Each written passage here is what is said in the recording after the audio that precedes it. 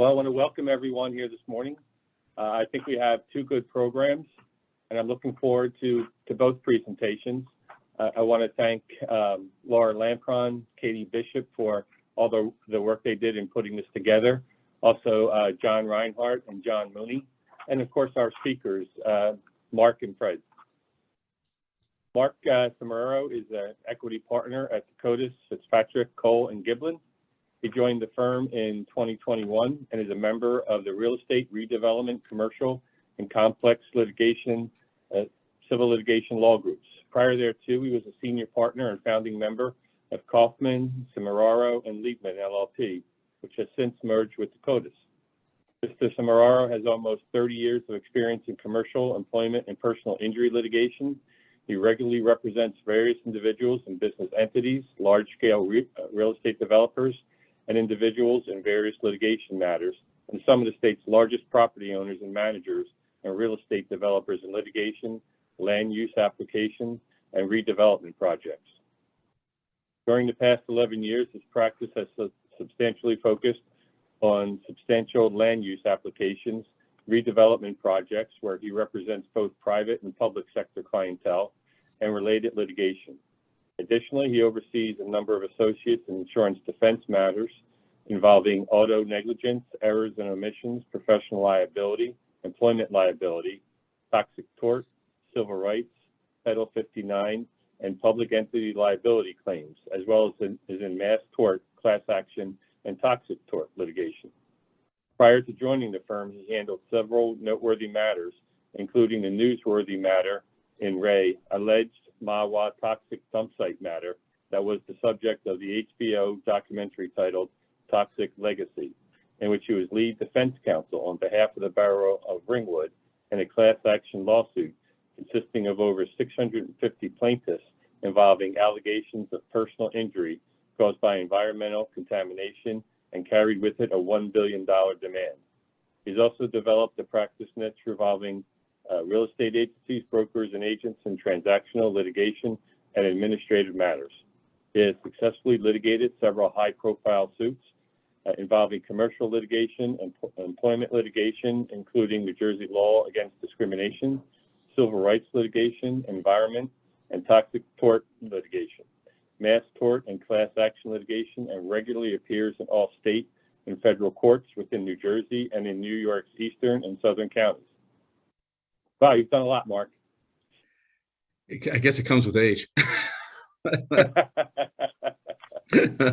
So hey, before we start, we thought it'd be kind of funny when we put the program together, because a lot of times people confuse both Mark Semeraro and Fred Semrau. So that's why Mark is speaking first and Fred is speaking next, but it's a funny confusion.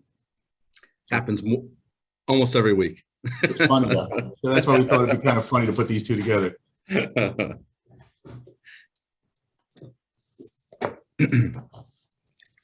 Okay, so I suppose we're ready to start then, Bud?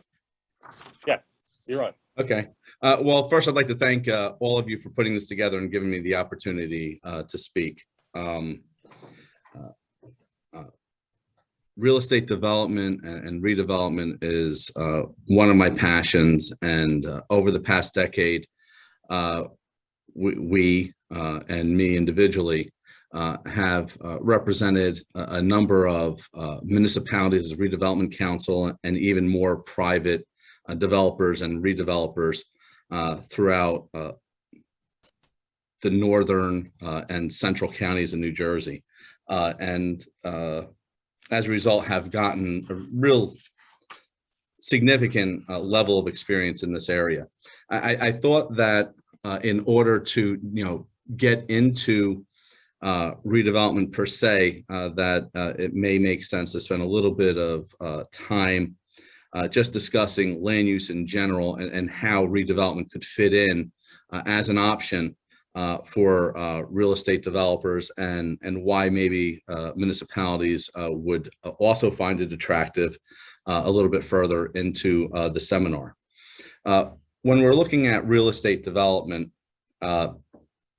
every project has what's commonly called in the industry an arc of the project. And it begins with the developer, the individual that came with the idea of a project, first engaging in due diligence, then if we could actually go to the next slide, Katie, I'm sorry. So this is the arc of the project.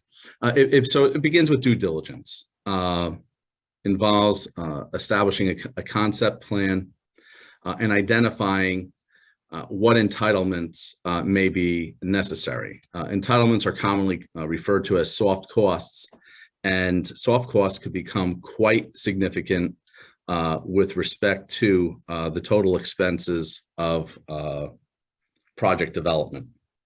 Can we go to the next slide? Due diligence involves getting your surveys. You have to know exactly what your property that you want to develop looks like, both from a boundary perspective as well as a topographic perspective. This will also include identifying other site constraints such as wetlands, streams,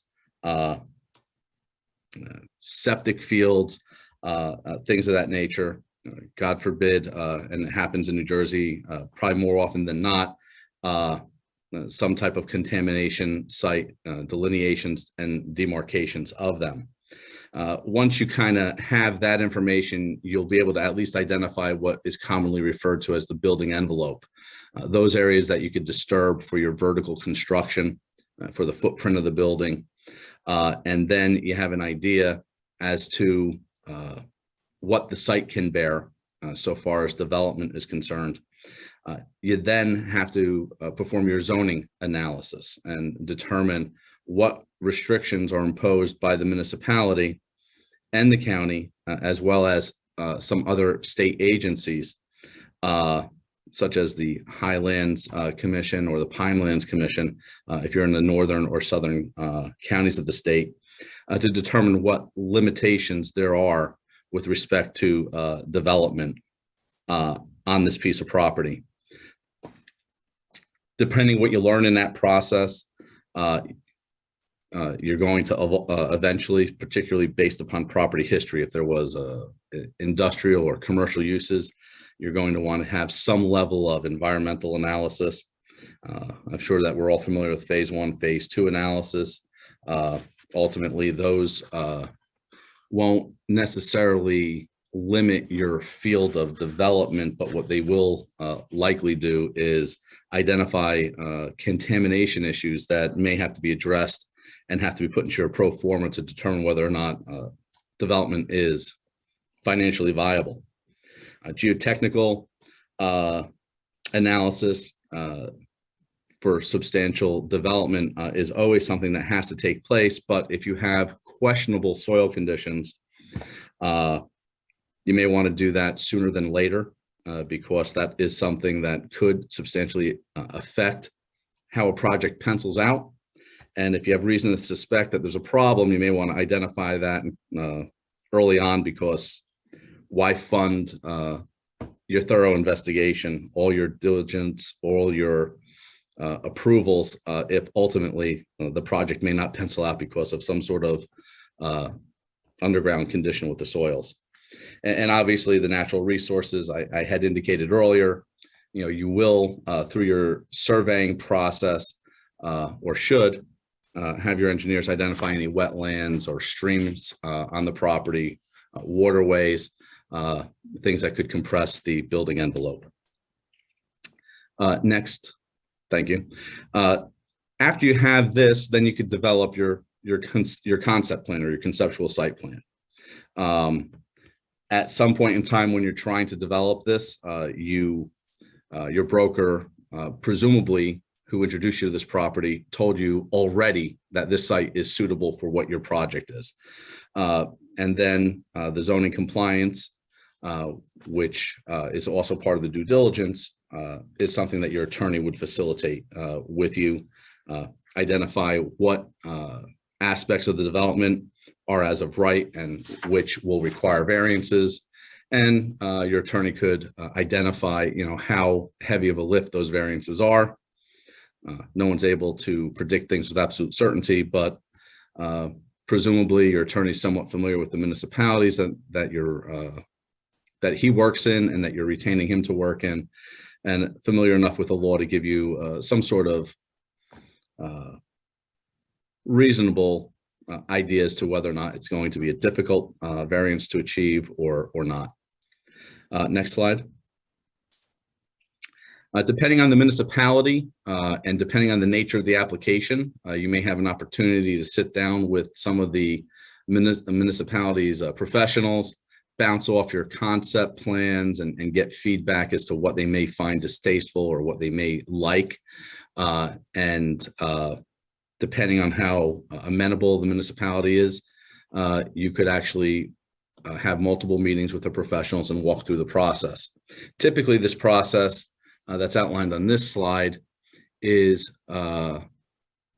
more likely to occur if it's a planning board application. If it is a use variance application, that land use board is quasi-judicial in nature, and some towns are really reluctant to have their professionals talk to applicants or their attorneys because of the heightened scrutiny and duties and obligations of the board members. You'll never be speaking with the board members directly, so I really don't see a problem with it, but it's just been my experience that some municipalities are more skittish and more, I guess, parochial in their belief structure than others. Next slide. The municipal approval isn't the only approval that you have to worry about. You also have county planning board approvals that come into play time to time. There are certain triggers as to when a county planning board approval is required. If there's a subdivision that affects a county road, or if it's a development that's on a county road.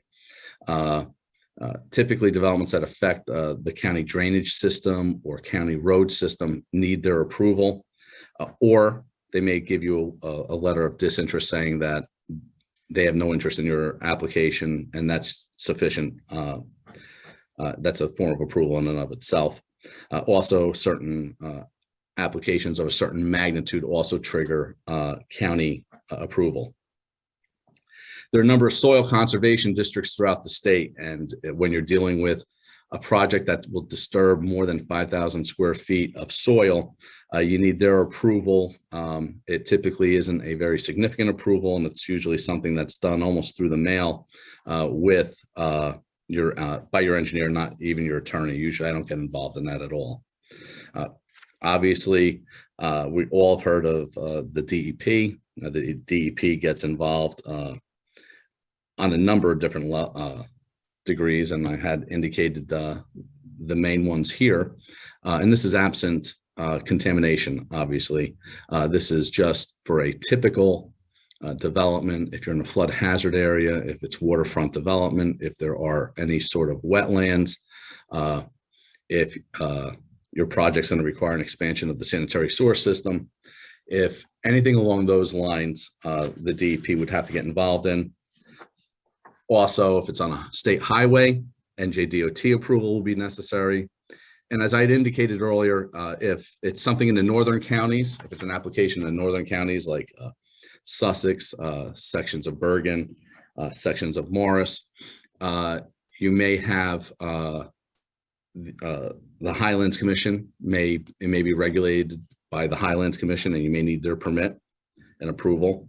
And the same thing with Southern New Jersey, Pinelands. Both these commissions have identified properties of heightened resources, and as a result, the legislature has attempted to protect these natural resources by virtue of another layer of approval process to make sure that whatever development occurs in those areas doesn't jeopardize the natural resources that those commissions were established to protect.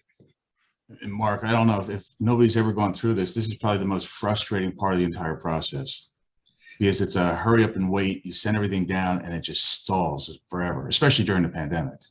Agreed. Absolutely. During the pandemic, the state agencies in general were really not responsive. And what was ordinarily a slow process became, not movable.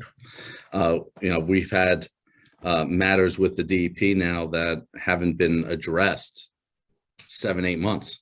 It's very hard getting things to move in this environment. You're 100% right. I had one project where we called the DEP. She answered from home, which is great. She's like, well, I'm sorry, all that stuff's in my office.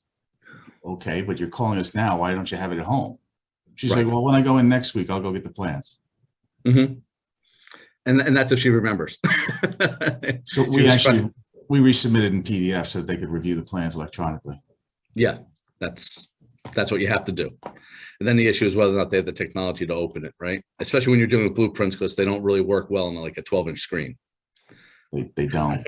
The other thing is whether or not they find that rare turtle or the bat that got lost from Indiana or owls, barred owls.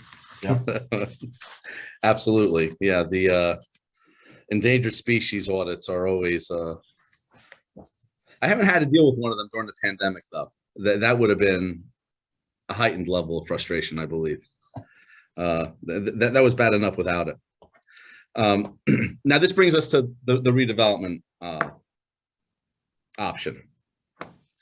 Now, as a developer, if you're wanting to develop a particular piece of property for a use that doesn't pencil out well with the current zoning, whether the use itself isn't permitted or the bulk requirements, which are the restrictions on the building envelope and the areas of disturbance. If those zoning requirements don't of the site, according to the zoning code, don't match your project, or if your project needs some financial assistance in order for it to work, then you may want to consider exploring redevelopment with the municipality. The important thing is you need to understand that the municipality must be a willing participant. You can't force them to go the redevelopment route. And as such, you really have to keep in mind what you could do in order to make your project attractive to the municipality in order to encourage their willingness to cooperate with you and facilitate redevelopment. It's not an inexpensive process, and there's a lot of work that has to be done from the municipality's perspective as well. So, it turns into a partnership, and in a partnership, everyone needs to get something in order for it to work.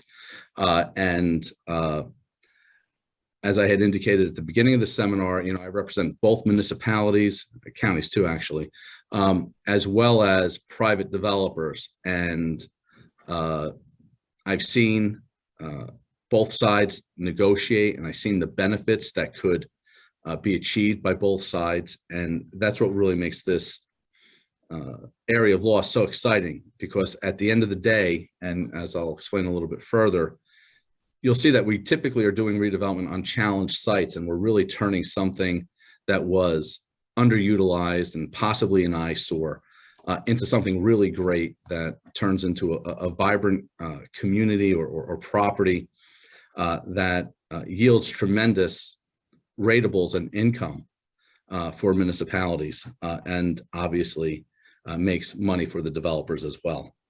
The next slide, please. Before we move off of the tax abatement program, in Wharton we've got several programs going on when I was there, but oddly enough, we had a new development coming on. Developer didn't even have his pro formas, just had a concept in his head, comes in and says, well, what can we do about a pilot? I said, it's not like candy. We don't just hand it out. Show me your pro forma, showed me that there's a need. I said, but it's going to come under scrutiny. And obviously, anytime you go through the pilot or the tax abatement program, you're criticized by the schools, by the public. What are you doing? You're cheating me out of my taxes. So you got to balance the need of everything when doing that. Absolutely. Absolutely. Usually when we did it, there was something that was environmentally, there's an issue that made it either that or the affordable housing component that made it unprofitable for the contractor to put together, a developer. Correct. Yeah. So I think that I ended up moving the tax abatement to the last 2 slides, John. Oh, so I'll stop talking. Well, we'll keep that dialogue going, but those are very I think that's probably the most interesting part of the seminar. But first, I thought that maybe I should just run through the process for redevelopment and then the criteria, and then get into the pilot issues. I'll go dark again. Okay. So as I had indicated, it is a lengthy process. It is expensive. Ultimately, the developer will reimburse the municipality for their expenses associated with it.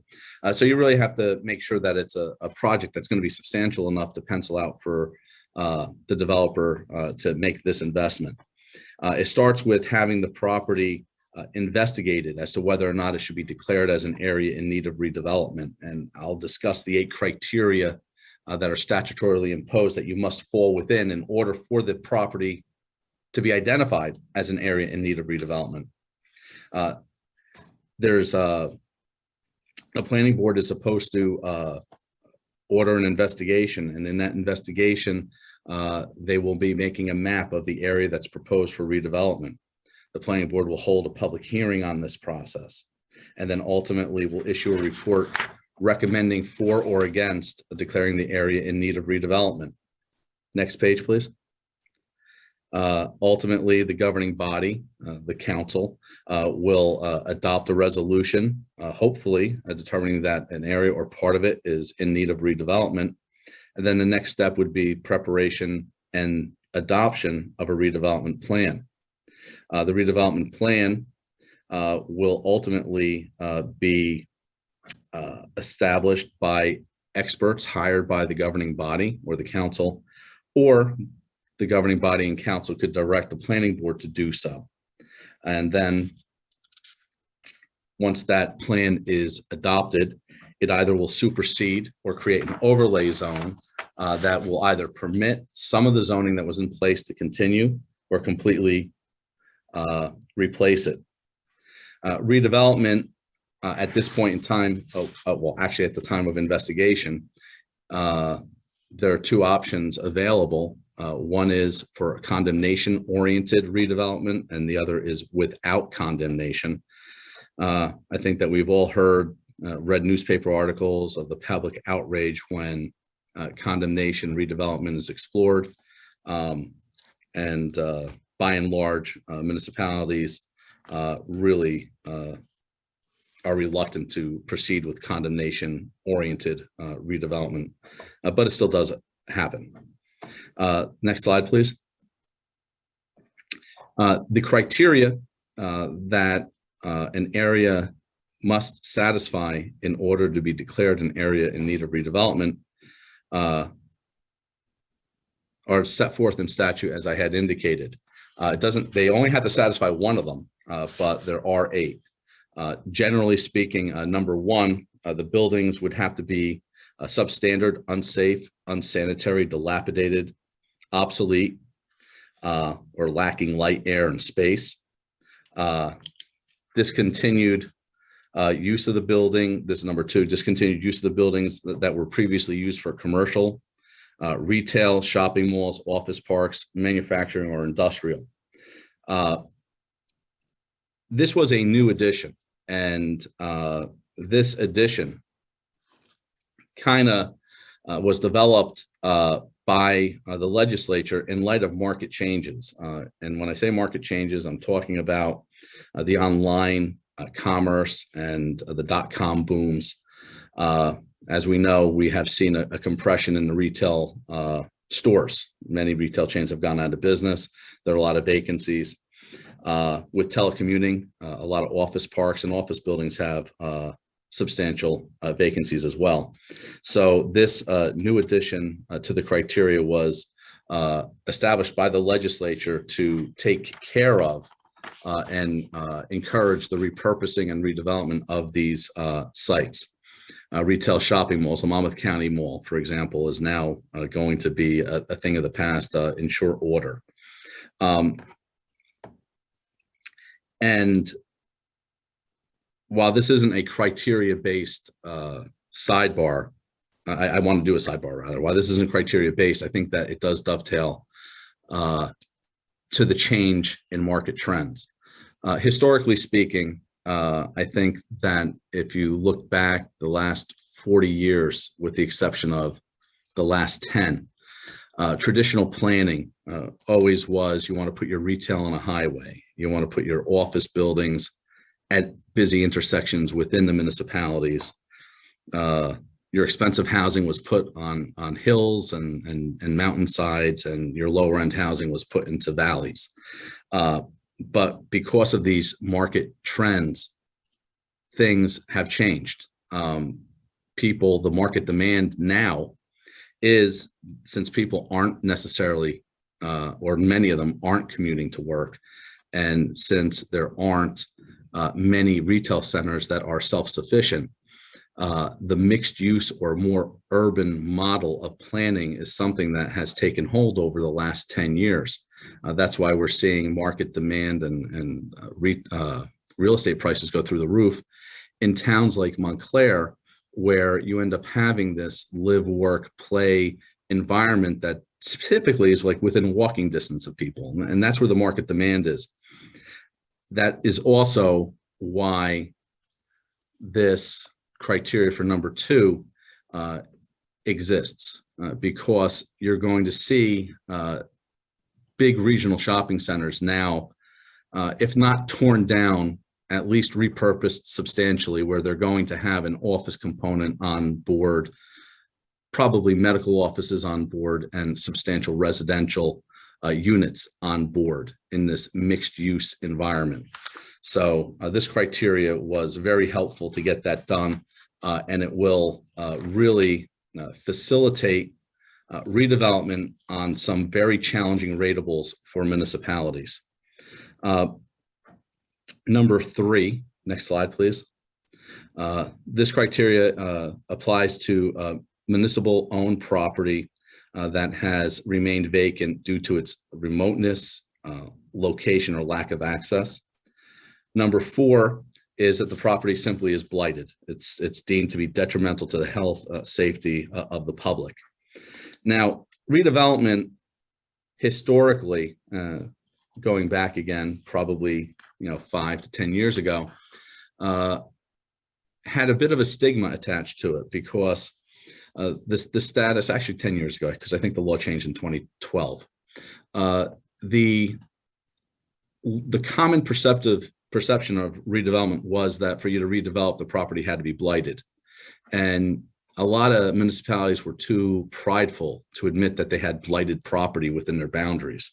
So they really wouldn't even entertain the thought of going the route of redevelopment, because they didn't want to have to adopt a resolution that used the word blighted in it. In 2012, maybe in 2011, but I think it was 2012, case went up to the Supreme Court from Hackensack and found that the term blighted really only needed to be proven within this one criteria, and that blight need not be an element of the other criteria for redevelopment. So I think that has facilitated some sentiment change throughout the state and with respect to municipalities. Number 5, properties that are underutilized because of the fact that they're owned by different owners. This is kind of common with maybe a downtown area where everyone owns a small piece of property, 1/3 of an acre or 1/4 of an acre. They all can't seem to get their act together and go into common direction. They may not want to give up ownership of their property. Maybe there's neighbor type disputes, what have you. But for one reason or another, because of the fact that we have multiple people with multiple agendas and multiple personalities, the bottom line is nothing's getting redeveloped, and the state of affairs is status quo, underutilization, falling into disrepair, not providing meaningful ratables. Under those circumstances, you could have the area declared in redevelopment. Quite frankly, condemnation probably would be facilitating redevelopment in this circumstance. But notwithstanding that, if you are able to get it redeveloped and you're able to put in some zoning that real estate developers are going to really be interested in, it will increase the value of those properties and hopefully incentivize the people to sell them to the developer so that we could have a meaningful and productive rateable constructed. Number 6, if you have a piece of property that's over 5 acres and was destroyed by a natural catastrophe, that's another criteria. Another number 7 and 8 are statutory constructs. If it was in an urban enterprise zone, or if the designation would be consistent with smart growth principles. Those are 2 other criteria for redevelopment. Again, all you need is to satisfy one of them, and you are able to rely on that as a basis to declare the area in need of redevelopment. So this brings us to our long-term tax abatements. Before you go there, though, you touched upon the condemnation versus non-condemnation. Yes. And that's another one that's a little sticky subject, because Sure. with condemnation, you're obviously threatening to take people's property. And I know there's a bunch of attorneys out there looking for those. They were hunting for those property owners just so they can get a book of business and defend them. And it's another one where it's a perception of the public that they're taking my land. Yes. And we did one that we designated, I think it was 20 properties, and made a point saying it was non-condemnation. It was voluntary. If you wanted to participate and sell your property, good for you. If not, have a nice day. We have 2 properties that are actually sitting in the shadow of a building. They didn't want to sell. They thought they suddenly had lakefront property and the developer was going to pay them millions of dollars for this home when it really wasn't worth that. Mm-hmm. Now they're sitting in the shadow. Right. Well, the saying is, what pigs get fat and hogs get slaughtered. There is a point where it just isn't financially viable for the developer to do it. And one of the cases out of Atlantic City, there was a house that, and I think it's still next to one of the former Trump casinos. They held out, right? So, you got to play your cards right. You could make money off of it, but the chances are, unless they need it for access or something else, you're not going to get rich. You'll just make a bit of a excessive profit on it. And I know that Bloomingdale now has just done a condemnation-centered redevelopment plan, and I know that really, I'm surprised it passed. There's a lot of opposition. The governing bodies held steadfast, and they pushed it through. I guess we'll see next year if that was the right thing for them to do or not. Bloomingdale or Bloomfield? Bloomingdale. Huh, okay. In Passaic County. And there wasn't fallout this election cycle, but you know what? They didn't start condemning property yet either. So if they start doing that, I can't imagine it's going to go well. It is what it is. The cities are a little bit different, right? Because you have a lot of voters that may not be property owners. They may be tenants. Maybe they don't really care about people having their property condemned. But when you're dealing with suburbia, and most of the people that are voters own their property, I think that they take the whole idea of condemnation a lot more to heart. So certainly, I understand why that was a concern in the town that you worked in, and it's always a concern for us. We did. I'm redevelopment counsel for the city of Clifton, so we were involved in, or still am actually, in the Route 3, the Hoffman LaRoche redevelopment site, and we were not interested in pursuing condemnation as the means of redevelopment. Nutley, however, did, and Nutley, in that particular case, wanted to, because it was affecting one property owner. It was Prism, and they wanted to use the threat of condemnation as a means to kind of bend the redeveloper to their will. So we'll see how it works. There are different reasons why condemnation could work, and with it maybe affecting only a single property owner, it's not as much of a political fallout as maybe diverse property owners. It's interesting you bring up the Nutley one, because I was just looking at that earlier this week, because I've been doing a project with Nutley, and talk about engaging the public on the redevelopment plan, though. I don't know if you've been on their website. Yeah. They've got it broken down in phases, what they envision. Even if the public's mad at them over the condemnation, they've been completely transparent with everything they've been doing. Yeah. Yeah, they have. That whole Nutley's big issue is that they have the less valuable land. You know, Clifton has the property that's on Route 3. Nutley has the property that's in the rear.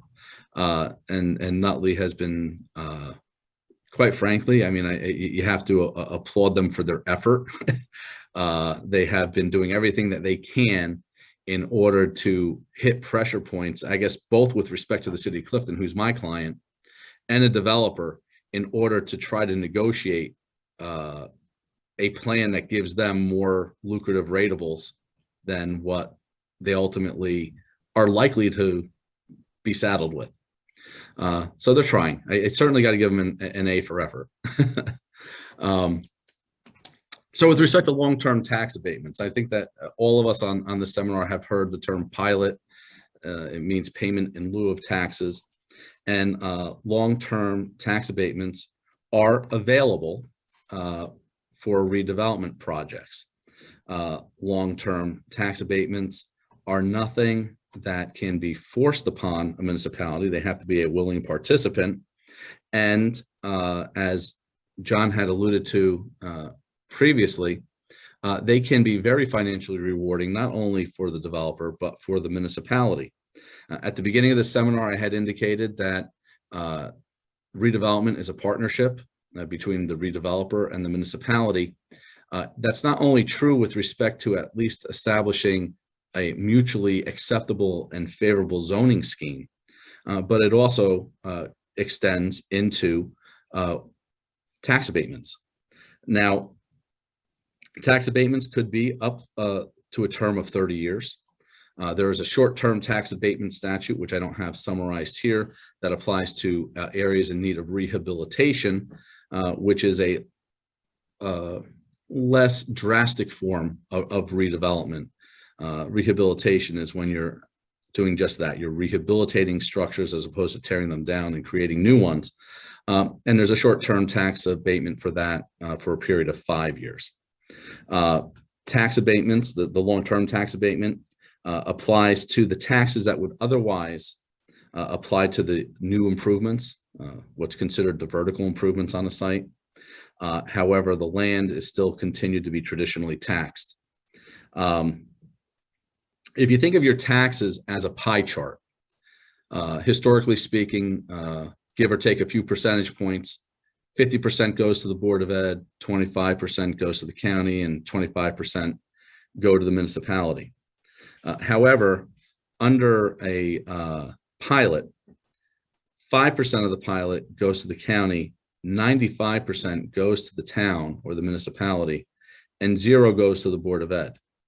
So it's easy when you think about how that pie chart changes, split 3 ways with only 25% going to the town, or being split 2 ways with 95% going to the town.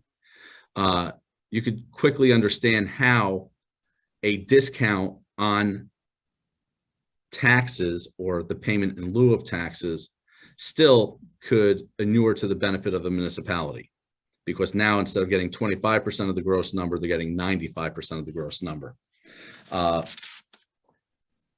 As John had indicated earlier, the Board of Ed typically has their members, the PTO, they typically are adverse and come out often to speak against pilots. But in order to reduce that impact, a municipality can agree to dedicate some of the money that they are receiving, some of that 95%, to the Board of Ed in order to lay to rest some of their concerns. And keep in mind that the land is still traditionally taxed. So the Board of Ed is still getting their percentage of the taxes that would happen to the land. And it's the vertical construction that is the new rateable that's now being allocated through the payment in lieu of taxes. Oftentimes when confronted with this argument, I state, and like I said, I represent both the government in these matters as well as the private developer. But what I'm about to say is true in either circumstance. If you need the pilot for the project to actually move forward in order for it to pencil out, then it's really not fair to compare what the traditional tax yield would be for the new construction versus the pilot payment. Because without the pilot payment, the new construction is never going to happen. Without the pilot agreement, the new construction is never going to happen. So the real comparison is, what is the tax yield or the income yield on the property currently in its current state versus what it is in the pilot state? Because the new construction is never going to happen without the issuance of a pilot. And certainly the projects that I've worked on, the income yield of the pilot tends to be significantly more than the income yield under the current tax structure. And the longer the pilot, the greater the income yield is for the municipality, at least oftentimes. I mean, you could structure it differently, but oftentimes that's the case. There are step-ups over the course of the pilot. And at certain years, you're required to offer the higher of a percentage of what the traditional taxes would be versus the pilot payment. And it's broken down to 20% of traditional taxes, 40, 60, 80% of traditional taxes. The later years in the pilot, you're typically paying 60% and 80% of what the full tax value would be on the property, as opposed to the calculated annual service charge, which I'll get to in a minute, but without any sort of discount or payment of substance going to the county or the Board of Ed. So typically now the municipality is getting 95% of a number that is astronomical. And even when you discount that to net present dollar values, the municipality is getting a windfall. So the longevity of the pilot oftentimes is what ends up yielding the greatest income for municipalities, but you need financial professionals to explain this. And, you know, as a developer, you really only have one shot at this. If you end up doing this the wrong way, you could forever turn the public against you, or you could turn the municipality against you. And, you know, when I'm representing developers, I'm looking for towns that have people like John working for them, because he fully understands this stuff probably more than my financial experts do. And he's able to pinpoint really where the income bonus for the municipalities are. I said it has to be a win-win. And, you know, I go into these projects telling my client that all the time. And I find that the best way to make it a win-win is to really make it up in the later years. My clients need the discount at the beginning, at the more tender years. So the 30-year pilot really does make good sense. Now, what is the pilot? Well, the pilot's, the payment in lieu of taxes could be reduced to what's set forth in the statute as an annual service charge. It's a formula. And it's a formula that could either be based upon the cost basis of the project, that's the total project cost of the project, and it has to be at least 2% of that, or it could be based upon revenue. And under those circumstances, the annual service charge must be at least 10% of the gross revenue realized by the project. In a typical pilot program, over the course of the years, you are increasing, at least with respect to the annual gross revenue basis, you're increasing the percentage of gross revenue that you're going to pay as a minimal annual service charge. So if you're going to be dealing with a 30-year pilot, perhaps you're starting at 10%, which would be the maximum discount you could get. That's the lowest percentage you could get. And maybe it jumps to 11% at year 6, and then maybe it jumps to 12% at, you know, year 16. and then it continues to climb. That, again, based upon what I said before, also mirrors the alternative minimal annual service charge, which is based upon that percentage of traditional taxes. So as you get into, I think it starts at year 16 for an alternative minimal annual service charge. The tax assessor would end up calculating what traditional taxes would be on this property, and then calculate what 20% of that amount would be. And if 20% of the traditional taxes in the 16th year tends to be more than whatever the cost-based or revenue-based annual service charge is, then you'd pay the 20% traditional taxes.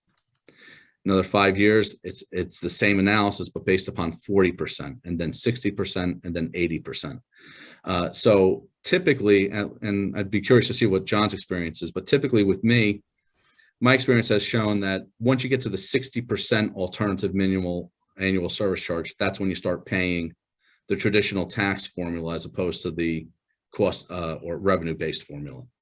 Has that been your experience, John? Mine are too new to have gotten to that point, so no, I haven't seen it. But mine too, by the way. I'm not that much older than you.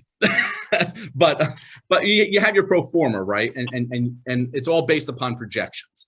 You know, no one has an actual crystal ball, right? But they typically tend to look like they could go with traditional taxes at the 60% mark. You could. So Yeah. before we come off this slide, though, I want to make a couple of points. I didn't want to cut you off earlier. You said that the land is still traditionally taxed. If you do have a fully residential project, though, you can Correct. waive the taxation on that and maximize your money rather than sharing it with everybody that used to share. Correct. Which is another way to maximize what you get, because they traditionally take the annual service charge minus what they paid in taxes to net it down to a net obligation. Exactly. Yes, So you're right. I used to be on the other side of that, right? Fighting for the town to maximize. Well, now that I'm a county, I don't want you guys to do that anymore. Understood. The other one, the comment about the schools, you know, what's funny is you always argue with the school, and they say, well, you're cheating us out of money. I said, no, you're not. We still pay you every month. We send you your check. So what are you not getting? Well, we get more. So that's not how it works. You establish your budget. You tell us what you need. You're within your caps, and then we send you the money. So you're not getting cheated out of any money. The other thing that people should look at is the student population lately in most school districts has been declining. So True. when they argue that, hey, we don't have enough school, or we don't have enough, or we're getting too many new kids in town, you can argue, well, actually, we're helping you to justify your existence because your students are going away. So that's another one you can look at. And you mentioned it, the phase out planning of a pilot. You need to look forward and figure out benchmarks of when you need to start figuring out how you're going to wean yourself off of that pilot and go to traditional taxation, because you're going to lose a windfall of money all at once. Right. Yeah. And just because I didn't read ahead on your slides, are you going to talk about ways to negotiate alternative ones if you have a RAB? I wasn't planning on going to the redevelopment area bonds, but we certainly can. I didn't have that as a slide. So you just talked about how it's either the 2% of the construction or the 10% of revenue. Correct. You can negotiate alternative terms if you have a redevelopment area bond associated with it. So then it becomes just the Wild West, right? Exactly. Yeah, you're not going to be married to one of these two formulas. And actually, we did just that on the On3 development in Hoffman La Roche, which was a very challenging redevelopment project. If you'll recall, the first phase of that redevelopment project actually dealt with the medical school. And so we were dealing with a medical school that was jointly being proposed at that time by Seton Hall University and Hackensack Medical Center. And Seton Hall University and Hackensack Medical Center are not-for-profit entities. So we had to come up with ways to box them in to an annual service charge on something that they may otherwise qualify for no taxes on. So we had to try to really work with the redeveloper and who initially was developing the property and going to act as the role of a landlord, but we wanted to also prevent him from selling it to a not-for-profit and then having all of our stuff go south. And as part of that, we ended up having a parking garage that was subject to a redevelopment area bond. So that gave us a latitude to use alternative formulas for the pilot that really tended to be more favorable for them at the beginning, but at the same token gave them an incentive to agree to some of the terms that we needed in order to kind of rope them in and box them in from not turning this into a full not-for-profit scenario that would leave us high and dry. So, you know, the redevelopment area bond formula, like John said, is not anything that's set in stone. It does ultimately have to be approved by Trenton, but it isn't set in stone. And it typically involves the development of some aspect of the project that provides a benefit to someone other than just the developer on site. And it has the redevelopment area bond itself is guaranteed to be paid from the pilot funds that are attributable to the site. So when you said that it has to be approved by Trenton, it actually is the local finance board weighs in. Correct. Yes. And they, you know, if anybody goes through this, I suggest you have your business administrator, your CFO, and your mayor there. When we did, we had to present, and it was virtual because obviously they don't meet in person, but they were more interested to hear what the mayor had to say. And we had prepped him ahead of time to talk about our infrastructure, what we've done, because they grilled him on infrastructure and he was prepped and ready to talk about it. And I think they were more impressed hearing it from him than they were anybody else. Good, good. Actually, Mayor Mike Serra had just let me know that he was scheduled to do that shortly with respect to the Capadaglia project that we had discussed at the league. Right. So that's interesting. Good point. If you guys don't mind, I want to just jump in and do a polling question, Mark. Sure. All right, so I'm going to go ahead and launch it. Everyone should see it pop up on their screen. The question is your town currently in a redevelopment agreement or negotiating a new redevelopment agreement? And you have a couple of options there. Okay, then and the participants are now responding to that. Yep, we'll give everyone about a minute to get their Okay. answers in. As a reminder, this is for credit. So if you are on here to get your CPE or CEU credit, make sure you respond to the question. Give it another minute. And then I'll share the results, Mark, so we can talk a little bit about the different answers. All right. Well, that really covers the program that I put together. But how do you want to, or John, would you like to go from here? Well, I think I'd like to weigh in that, you know, these developers, they're in this market every day. They've got their financial experts that they have on staff or that they retain. I would encourage everybody who's going through this to seek the help of a financial advisor, of somebody that does this often, because they're going to look at it and tell you whether it's good or bad. It'll help you with your negotiations, and the developer pays for your financial advisor. Correct. So it's not worth it to try and save money, because you're not saving your money, you're saving their money. Absolutely. And I think that from a municipality standpoint, that financial advisor needs to be someone that's certainly sophisticated, but also someone that could talk in lay terms, because if they're talking over the heads of the public, you're not going to be able to have the opportunity to obtain public buy-in. Now, obviously, that's under the assumption that your financial advisor has concluded that this pilot is beneficial to the municipality. But if it is, then that's the person who would be best to speak at a council meeting and explain to the public why this is beneficial and why the sky isn't falling and all the, you know, pilot's not a four-letter word.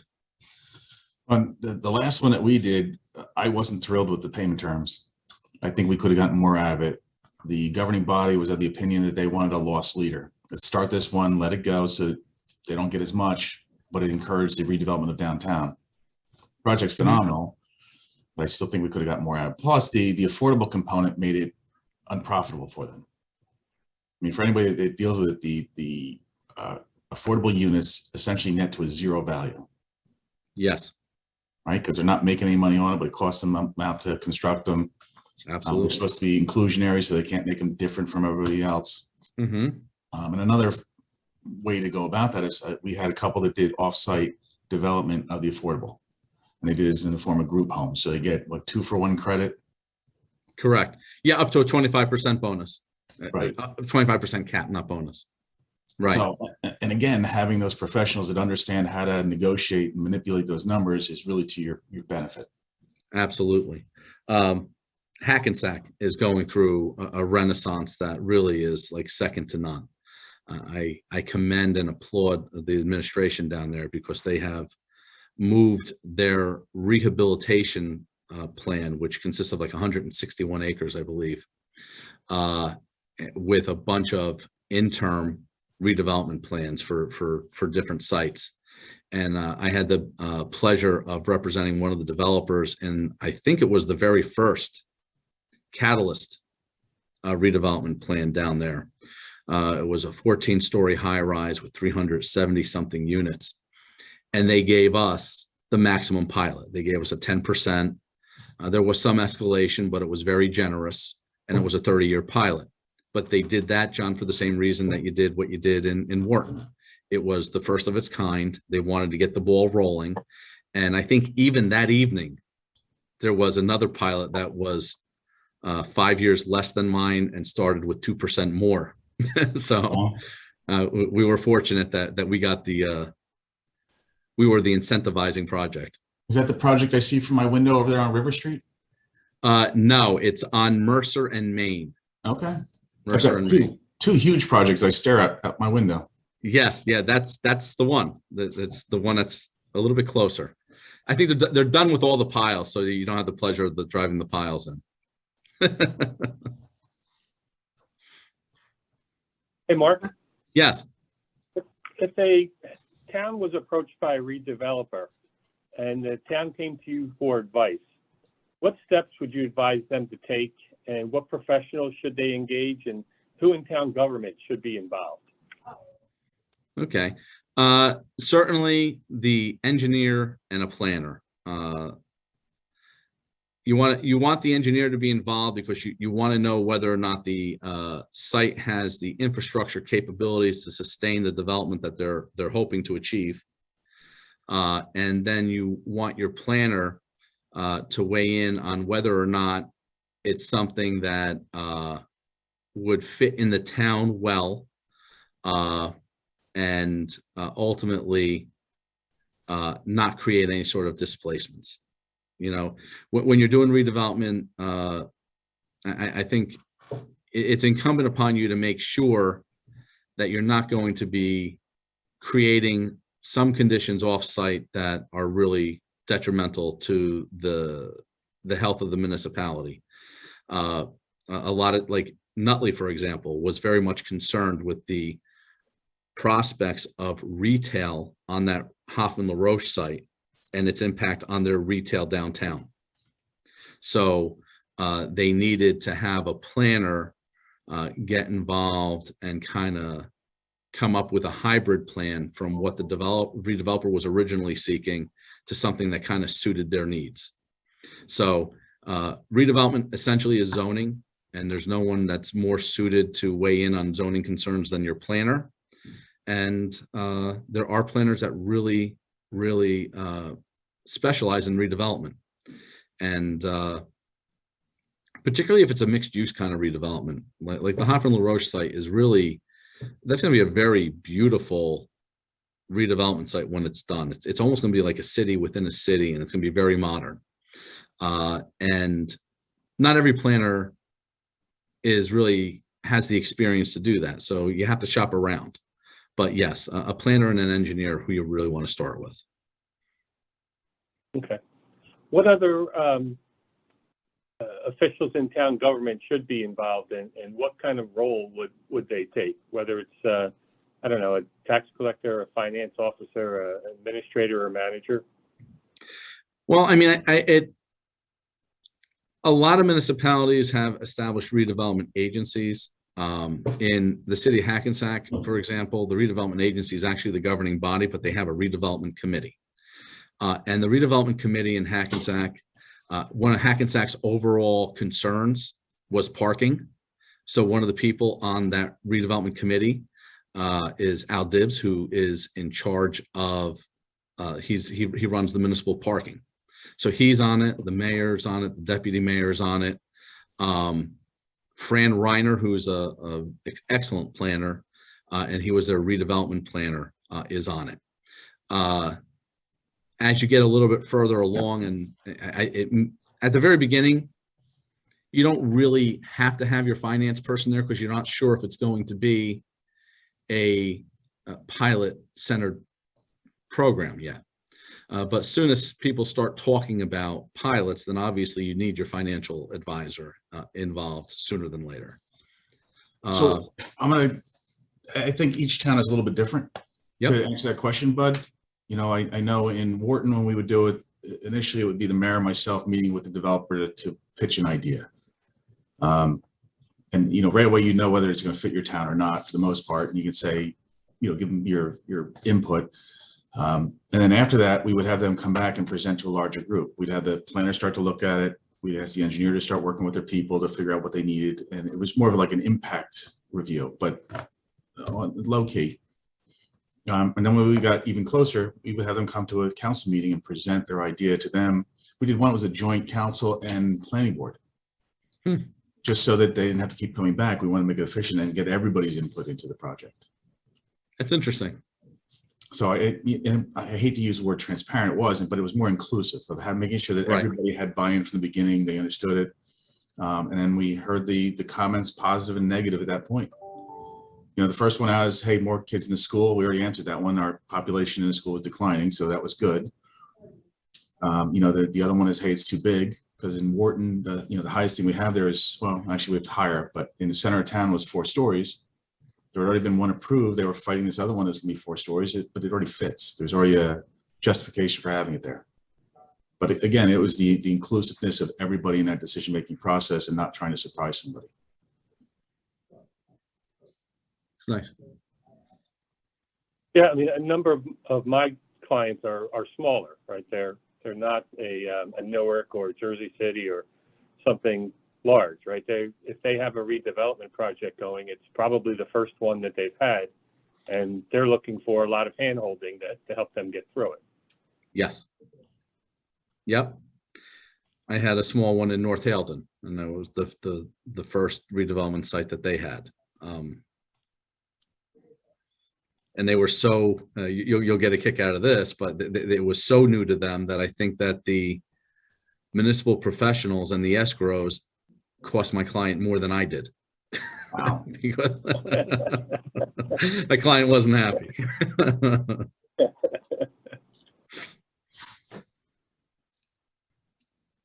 All right, we do have one more polling question. I think now might be a good time to launch that. Okay. All right, I just went ahead and launched it. The question is, what types of redevelopment projects are you or your town most interested in? And you can choose more than one or other, you know, if you have something else in mind. And I don't know if anyone would like to speak to kind of what their town is focused on, or might be interesting. The options are infrastructure, water and sewer, disaster response, environmental sustainability, new construction, recycling and waste, and then other.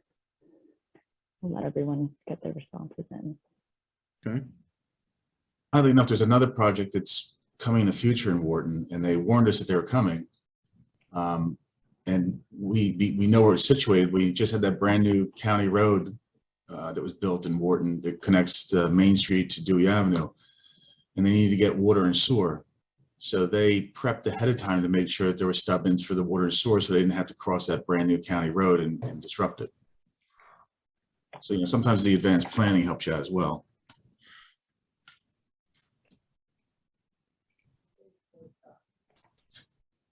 It's in the chat. Interesting.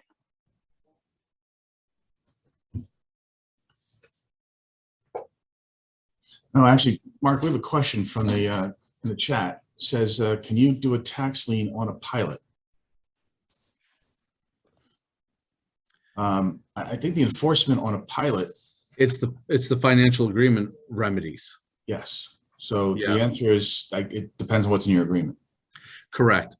Typically, the remedy is that the pilot agreement is voided upon a default. And they go back to traditional tax. And then, then it reverts immediately to traditional taxes, which increases their burden by a multitude, and then it gets liened.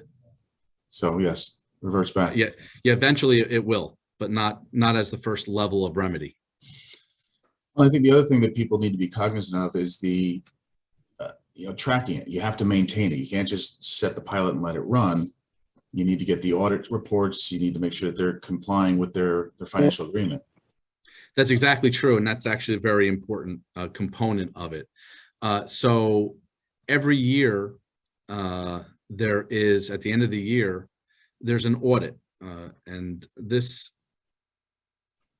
audit pertains to the gross revenue model, not the cost base model, but the revenue model. And under that scenario, there are projections at the beginning of the pilot as to what the income is going to be, because there are those pro formas that John had mentioned before on projected revenue streams, and there's actually a built-in vacancy that's projected in it, but that's not necessarily accurate, nor are the projected revenues. So the annual service charge is quantified by a mathematical formula, but there's variables in it. The rent could change. And as a result, there has to be a year-end audit. And at the time of that year-end audit, they may end up be paying more or less than what the calculated annual service charge or pilot payment was projected to be. And you're absolutely entitled to those. And there is a continuing obligation to have a financial expert on the behalf of the municipality evaluate their data to make sure that it's being provided to you accurately and that everything is being calculated appropriately. Particularly when you start talking about, the ratcheting up and the application of the traditional taxes, right? So you can't throw this into a drawer and forget about it. This is something that's got to be monitored for a number of years until the expiration date. So I've been part of a team that's working on the city of Camden's pilot. They're actually, I can't call it pilot because not all pilots, but their tax abatement program. They had no idea what they had. They had no inventory, no way of managing them. We were able to complete a full inventory of every one of the programs. They had ERBs, EROs. I mean, everything had its own legislative name, and the pilots themselves. Turns out they have about 150. Wow. And when we went in and said to the tax collector, so how do you bill? She says, well, I just bill what I billed them last year. Nobody was looking at the financial agreement. So part of our task was to go in, identify each one of the agreements, get all the documents behind it, collect all the audits, which is a monumental task. And we've been putting that together and assembling it. And we're actually using a cloud-based document repository. So when we're all done, we're going to hand that repository over to the city and say, here's your documents. I mean, it took us almost 2 years to identify all the documents. We're missing half the audits. So we came out with a pricing model that actually predicts backwards, back to the start of the date and forward based upon a 2% escalator, and shows what they should have paid. So at least we can give them an estimated bill. Wow. So, but 150 is a lot of tax abatement programs. And you're talking about a lot of money a lot of revenue that was lost, not collected. Yep. I mean, I don't even know how those, I mean, you're going to go back and collect at least some number of years. They are. And what the towns agreed to do, or the cities agreed to do, is they want to, just figure out where they are today and then worry about where they're going, at least get them compliant moving forward. Right. We found there was one property that had sold in the meantime. And that's when they're still trying to figure out what to do with. Okay. So it sold and they didn't end up getting the approval to sell and transfer the pilot. So then, it's traditional taxes, really. I mean, if they really wanted to enforce the pilot agreement, one of the regular provisions in it is that the municipality has to approve. And by the way, is it even a redeveloper? Is it an urban renewal entity that purchased the building, or is it just a traditional buyer, John? I mean, You know, that I don't know. yeah, if it wasn't another urban renewal member, then by law, they can't be paying a pilot. Right? So we identified it's not our problem. yeah, exactly. Wow. You know, what's interesting is we had since they're under state control, they have 2 monitors down there. The monitors wanted us on the phone for a phone call. Actually, we did a Zoom meeting, and the city had represented to them that we weren't making any progress. It's because the staff had no idea where they were because they just weren't engaged. Right. So the monitors get on the phone and they're proceeding to beat us up over the project. And I said, well, wait a second. And I pull up the repository, which is actually, it's a program called Smartsheet. If you look at it, it looks like an Excel file, but it's so much more. And we walked them through where we were with the calculations, where the documents were, how they were, stored. And the monitors said, we're so sorry. You are so much further than we ever thought you would be.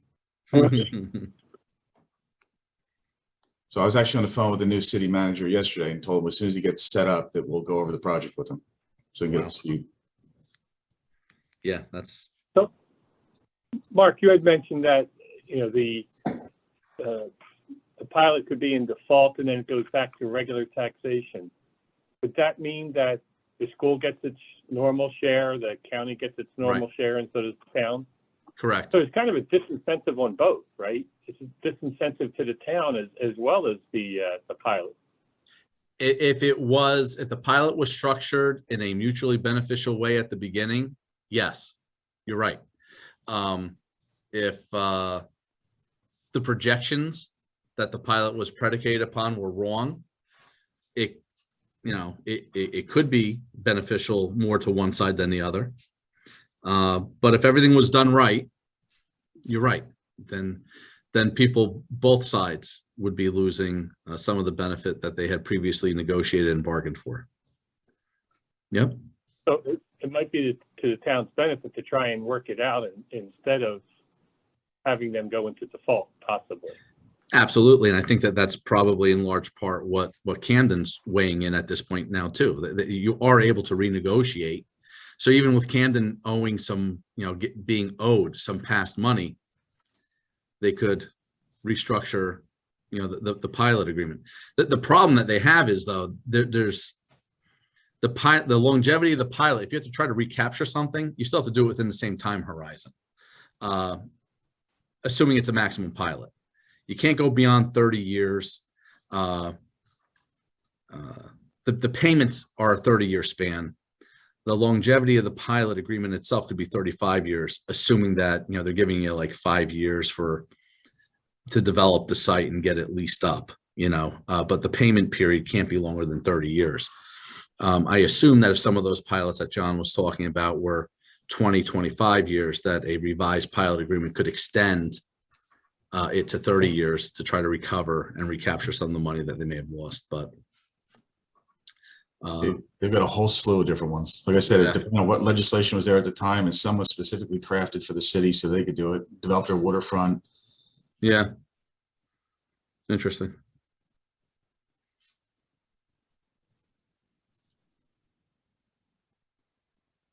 So, but what time is Fred coming on? About 10:40, he was saying. Between 10:30 and 10:40.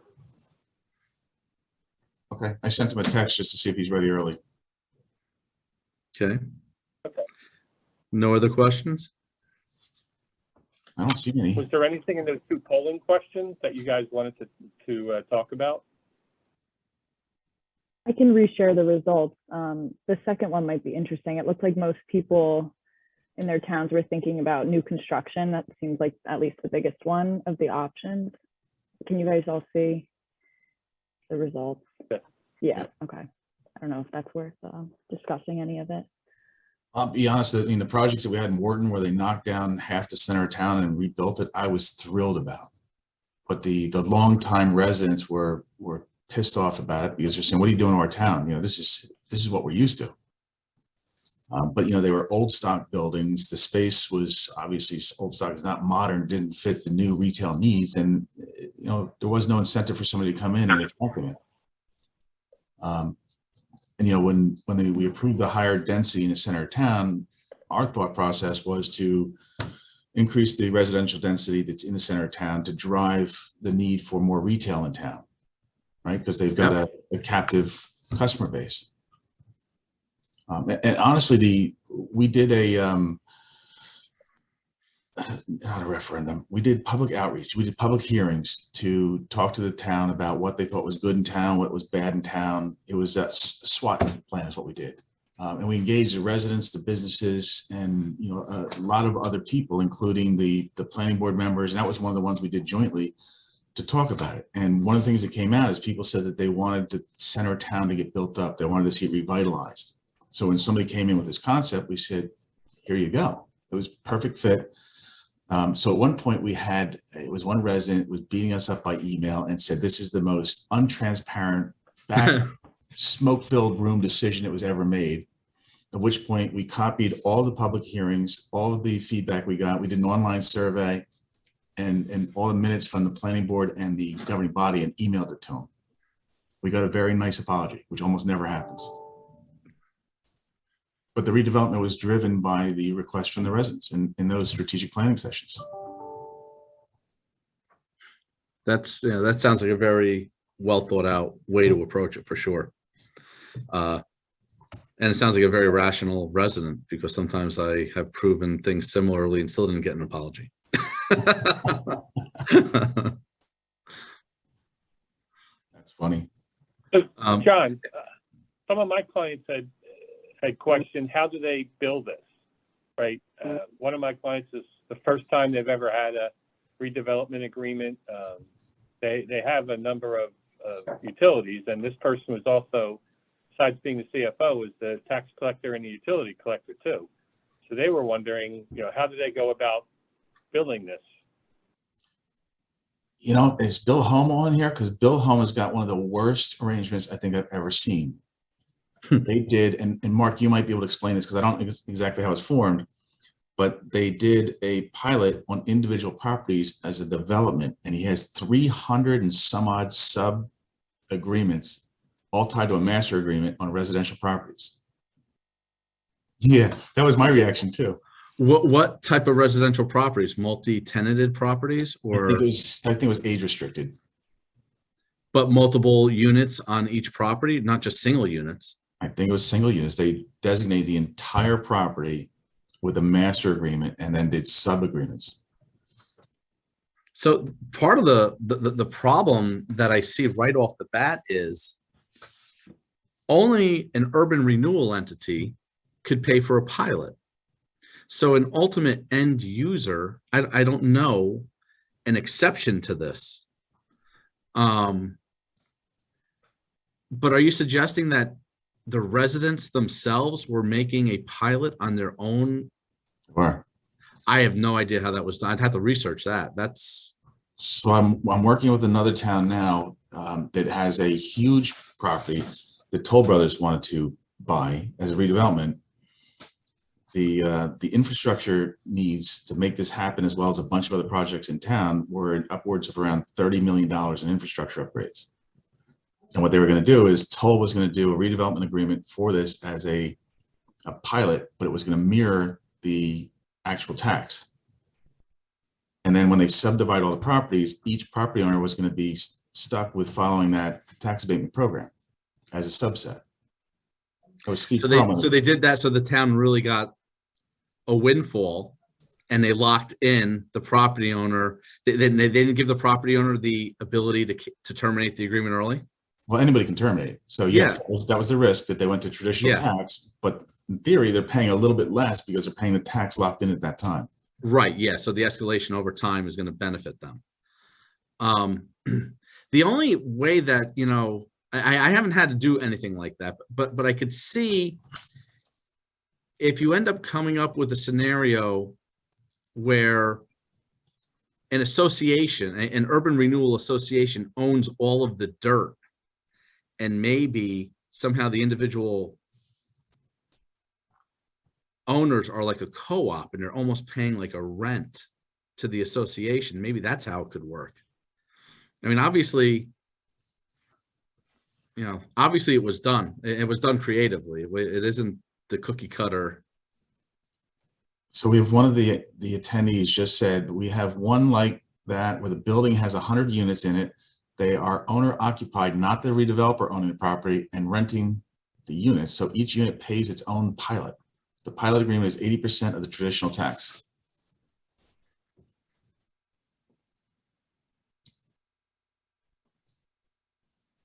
Who are they renting the units from under that scenario? They must be renting the units from an urban renewal entity, though. Maja, they're renting, or it says it's owner occupied, so they can't be renting, can they? But then what's the renting the units come from? Let's see if she responds. Yeah. Pressure's on, Maja. It says they are not renting. Sure. Okay. As a condo owner, condominium ownership. It's new. The first time I saw that was in the one I'm working on now. And then when Bill Homa had said it, he was tasked with the same thing. And I liked it. We stumped Mark. Yeah. Yeah.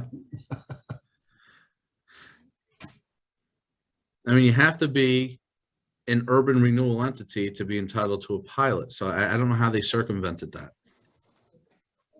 Maybe it was a rab box. Maybe they can screw with it because they did rabs. Kidding. I used to be a partner at McManum in Scotland. I didn't do any of these there. I didn't realize you were there. Yeah. Yeah, before I started Captain Summer, I'm leaving. But I don't have anything else unless Mark does. No, I don't. The only thing that I thought was I meant to mention it before when it was raised by Bud. So far as like the school board constituents and supporters being concerned, they're concerned about there being an impact on the school system, and you spoke to this, John, too. That certainly could be circumvented in an area where there's declining enrollment. But if it's not a residential project, there's no impact on the school system. I mean, there's no school children being generated. So it's really a net zero for them. They're going to be still paid their portion of the taxes on the land. Presumably the balance of the value of the pre-improved property wasn't significant. And if the vertical construction wouldn't be constructed without the pilot, the Board of Ed just stands to be in a position of status quo. So there's really no reason they're not going to be hurt. I mean, maybe they want to receive a windfall, and I understand that. But they're certainly not going to be hurt. And I guess it's worth noting, I think it's a little obvious, but it's worth noting again, along the lines of what you said, John, the Board of Ed itself is never going to get hurt. Maybe the taxpayers get pinched a little bit, but the Board of Ed has their budget. Their budget's going to be allocated across the tax ratables in the town, and it's going to be paid, plain and simple. There's never going to be a situation where there's an underpayment. It's just that people that are paying taxes may pay a little bit more because this project isn't generating as much in Board of Ed taxes as they would like. But they're still getting paid in full. Oddly enough, we had Avalon Bay build a 250 unit building in Wharton, and everybody was up in arms. What's it going to do to our schools? A couple of years later, we have 3 children in that complex. Yeah. It doesn't cater to the families. It caters to the working person that wants to just get in, get out, and they go to work every day, or startups, young families. But what's funny is most of the people who complained about that are in a development called Sterling Heights. When Sterling Heights was built, people complained about them. They wanted the houses, but we had the largest influx of kids with those because they were single family homes with half an acre of property, and attracted all these families. They had to do an addition on the school just because of that project. And that's all documented in that Who's Living Where report from Rutgers, who has updated it just recently, and it's what we've been using in land use, for the last 15, 20 years. And what that report had concluded is, and particularly when you're talking about these upper end luxury style communities, where the rent, people that are paying this amount in rent are individuals that could afford to live in a single family home. And what that study has proven is that individuals that are without children are looking for the hotel style living and the amenities. But the moment that they have children, they do want to live in a single family home because they want the children to be playing in a secured private backyard. So again, you're talking about upper range rentals, what would be considered luxury rentals, but luxury rentals have not proven to statistically have an impact on school children population. It's the garden apartments that would, because those are individuals that are living in a garden style apartment at a financial necessity and don't have the option to move into a single family home. So they'll end up, having children and staying in a garden style apartment. But the people that could afford to move into a luxury apartment are the same people that could afford a single family home. And as a result, the people that are living in the luxury apartments aren't having school children there, and it goes without an impact on the school system. And it's proven time and time again. I'm not sure if anyone here is in Passaic County, but Lincoln Crossings on Route 23 on Wayne has 500 units, and that's a luxury style apartment complex. And I last checked, I think there were 16 school-age children in 500 something apartments. So that's clearly not having an impact on the school system. So the one thing that we haven't talked about, and Fred's almost free, I'm texting him now, parking. Parking drives all these projects. Absolutely. And everybody thinks, you build your product. Oh, here's Fred right now. Give me 1 second.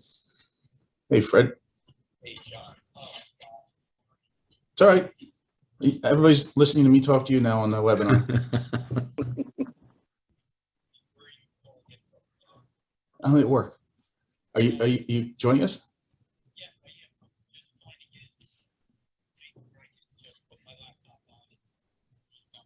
You got it. Thanks. All right. Bye. Yep. 5 minutes. He's setting up. But parking, and everybody thinks just build a deck. Well, a deck costs, was anywhere from $30,000 to $60,000 per spot to build, depending upon whether it's abutting a building, whether it's adjoining residential, if it's on commercial. Ridiculously expensive. And it's because if you're connected to a residential unit, you have to have ventilation to exhaust the fumes away from the building. And then the fire suppression is so much greater on a residential building than it is a commercial. Yep. And that's where, things like redevelopment area bonds could help move things a little bit. Absolutely. Obviously, your urban centers get a big benefit from that. Agreed. So, but did you want to do a 10-minute recess or 5-minute recess? Let everybody take a quick break?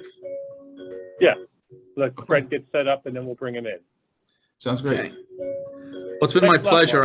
I appreciate the opportunity to speak. Thank you very much. Appreciate it, Mark. Thanks, Mark. We'll have some questions for you later, too. Take care. Okay, take care now. Bye-bye.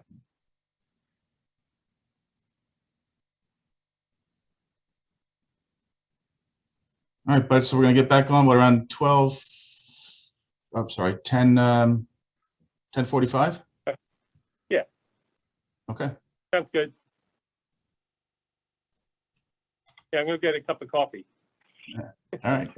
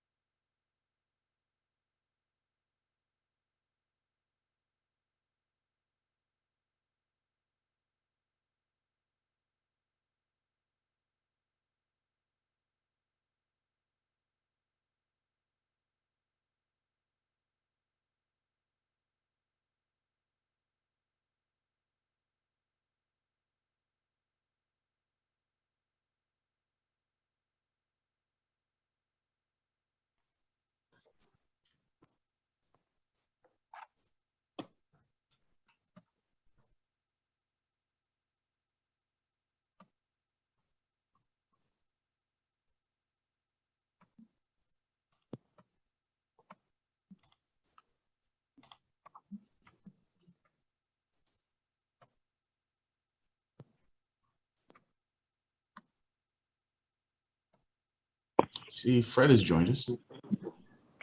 I can see. Hi, everybody. He's How are you, hiding. Fred?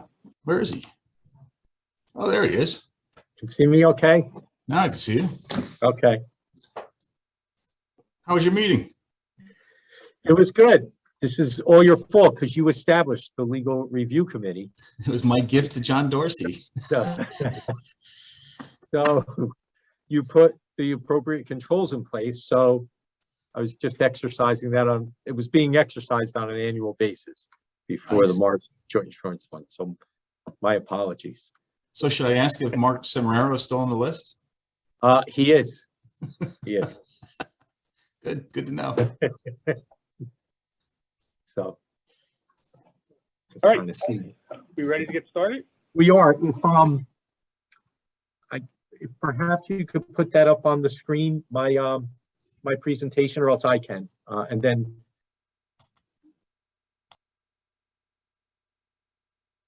sent over and updated this morning, if everybody has it. Okay.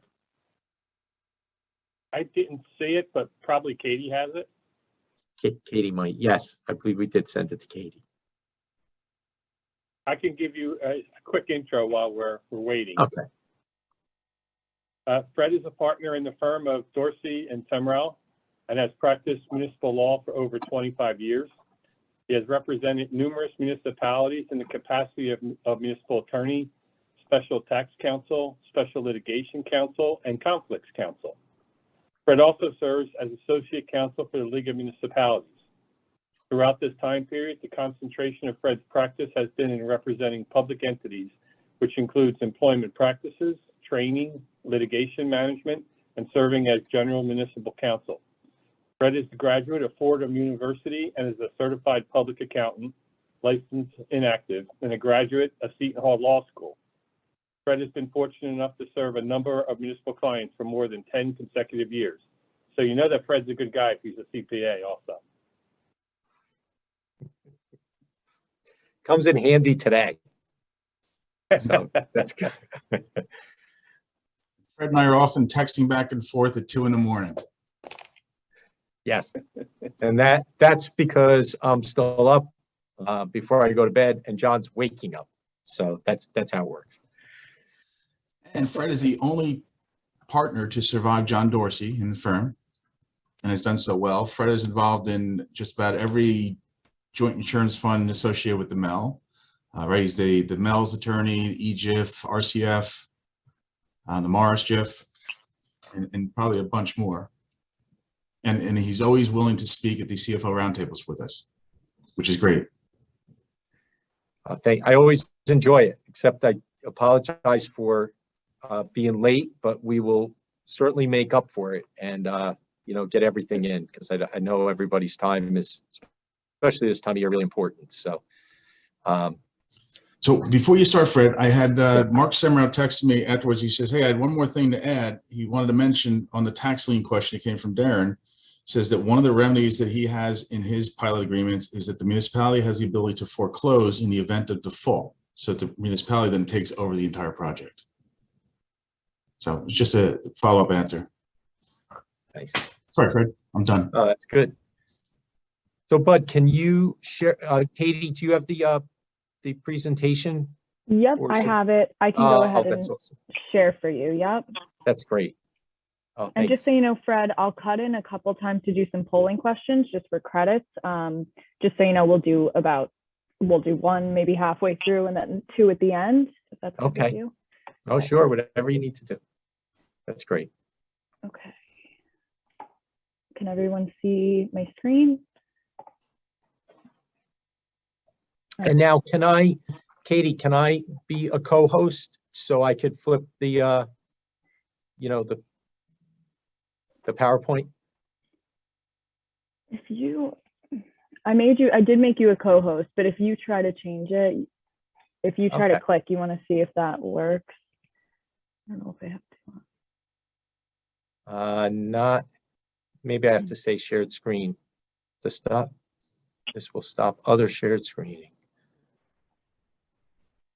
I'm going to then, Let me stop for 1 sec.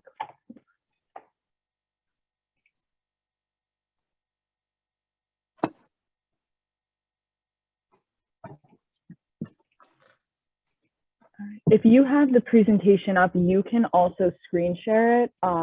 Okay. And then you can change it. If not, I'm okay if it's easier, if you want me to do it. No, I can do that. It'll just go faster. Hold on, I'll do that. Okay, sorry about that.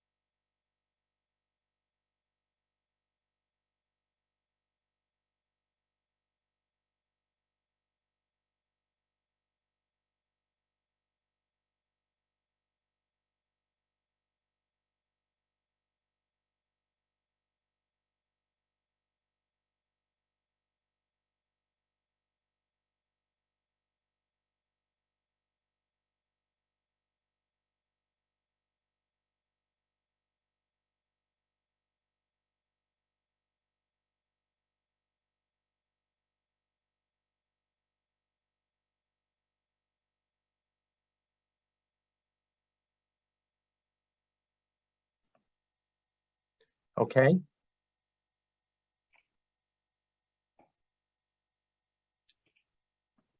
All right, Fred, I see you. I don't see your presentation. Oh, How about now? yep, perfect. I do see your Okay. screen.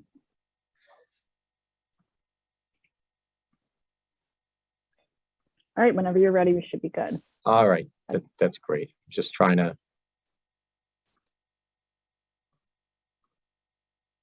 Okay. So good morning, everyone, and thank you for having me today. I've always enjoyed appearing before you. Any feedback today is a good thing because sometimes you wonder if everybody's still there. But today we're going to talk about ethics. And, you know, I really want to say that I recognize in your positions that what you do is so important. And it's really sort of the touchstone of the ethics when it comes to your positions as chief financial officer.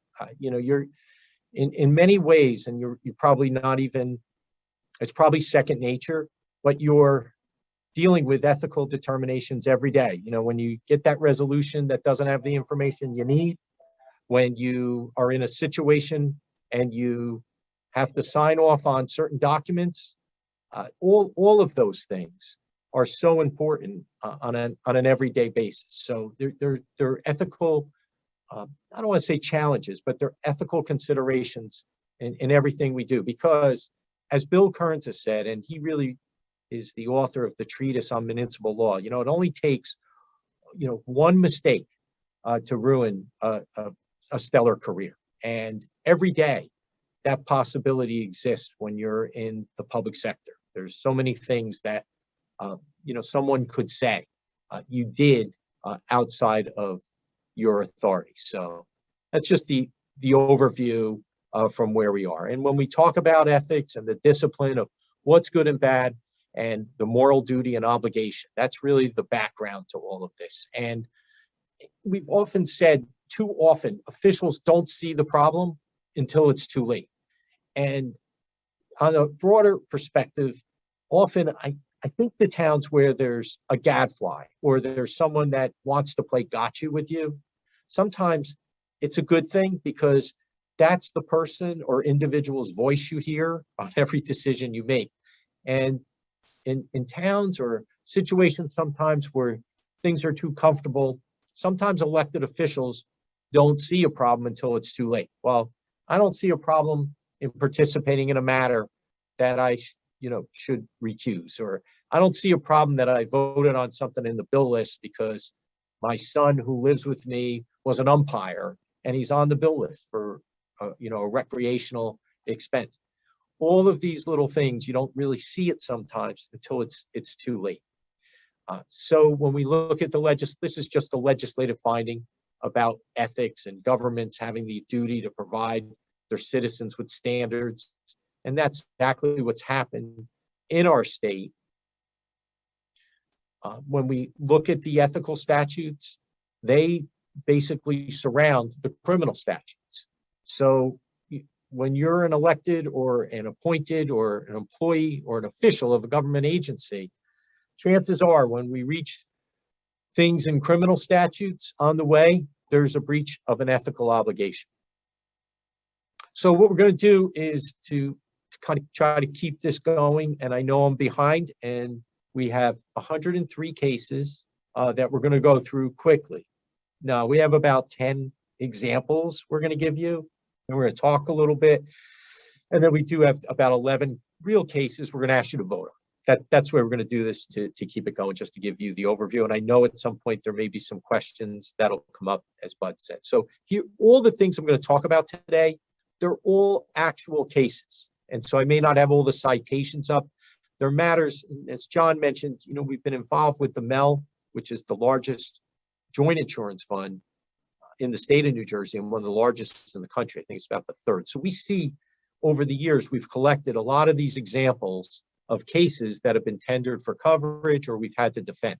So case one, while running for re-election, a mayor's offered his opponent a job if they would drop out. And there, the mayor was sentenced for 5 years. You can't do that. You can't offer someone a political position in exchange for something. Next, the mayor, who is also the foreman of a utility authority, assigned authority employees to work at his supervisor's house. The mayor was sentenced to 3 years.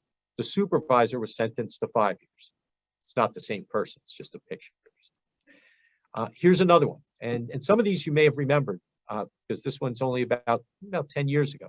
The powerful county political sort of power broker for the county owned a consulting firm, and he owned it with his law partner, who was also the town attorney.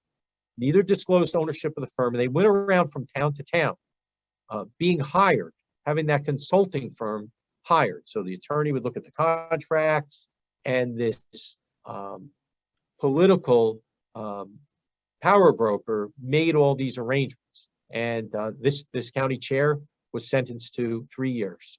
You have to disclose these relationships, and you have to stay away from relationships that cause conflicts of interest. So the consequence of crossing the line for any of us in employment or appointed by local government is there's fines, there's punitive damage, there's loss of public trust and respect. When we talk about on the ethical side, keep in mind, anyone can file an ethical challenge to actions you've taken in the public sector. And yes, on that level, it could just simply be a fine, but it's always part of your permanent resume and reputation going forward. And then when we talk about punitive damages, that's more on the ethical side in the civil courts and what results. And we'll talk about that a little bit.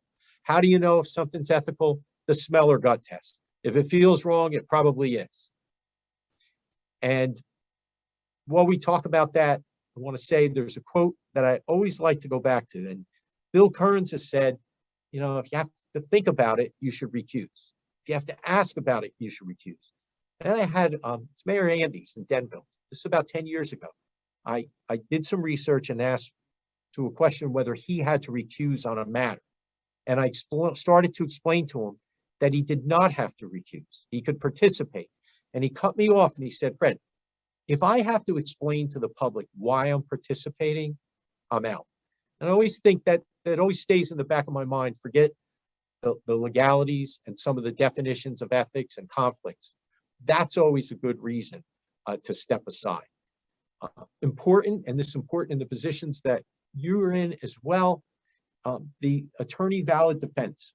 And I stress this, when you are acting in your capacity and you have a question about a conflict for yourself, if you bring it forward to the town attorney or the labor attorney, and you get direction from that attorney, and you follow that direction and you've disclosed everything, then that you're protected, you're immune from that advice. So this comes out of a case in Hackensack where the mayor, Ziza, at the time, before a meeting, he called the town attorney and said, my building's next door to town hall. I own the building. We share a parking lot. We're voting on paving the lot tonight. Can I vote? And the town attorney said, yes. Now, I know I can't hear that reaction, but you'd have to say, really? The mayor can vote on paving a parking lot and he owns the building? That was the advice. A taxpayer citizen group filed an ethics complaint. The ethics board said, can't do it. That's a conflict of interest. He went to the appellate division because that's where you go after a decision by the DCA or the ethics board. And the appellate division said, time out. That's when this became law. If you get this advice in advance, you don't ask my cousin Vinny or someone in your family who just became licensed, you ask your town attorney or your labor attorney, and they give you direction and you follow it, even if it's wrong, you're immune. You have to have that type of protection. So often, when in doubt, ask your town attorney and ask your town attorney to put it in writing and give it back to you, even in a short email. And the reason why this is so important is otherwise you really don't have a way to get an answer. And so it's good that the court gives you this ability to have access to your, to get legal direction. Otherwise you can ask the local finance board for an advisory opinion. That happened in the town of Boonton on a matter with health benefits, and it worked. You get a formal decision from local finance board, but you don't get an immediate response. It's going to take weeks, if not months. And sometimes, like the mayor in Hackensack, when you're going to a meeting, you need an answer right away, but that's an option.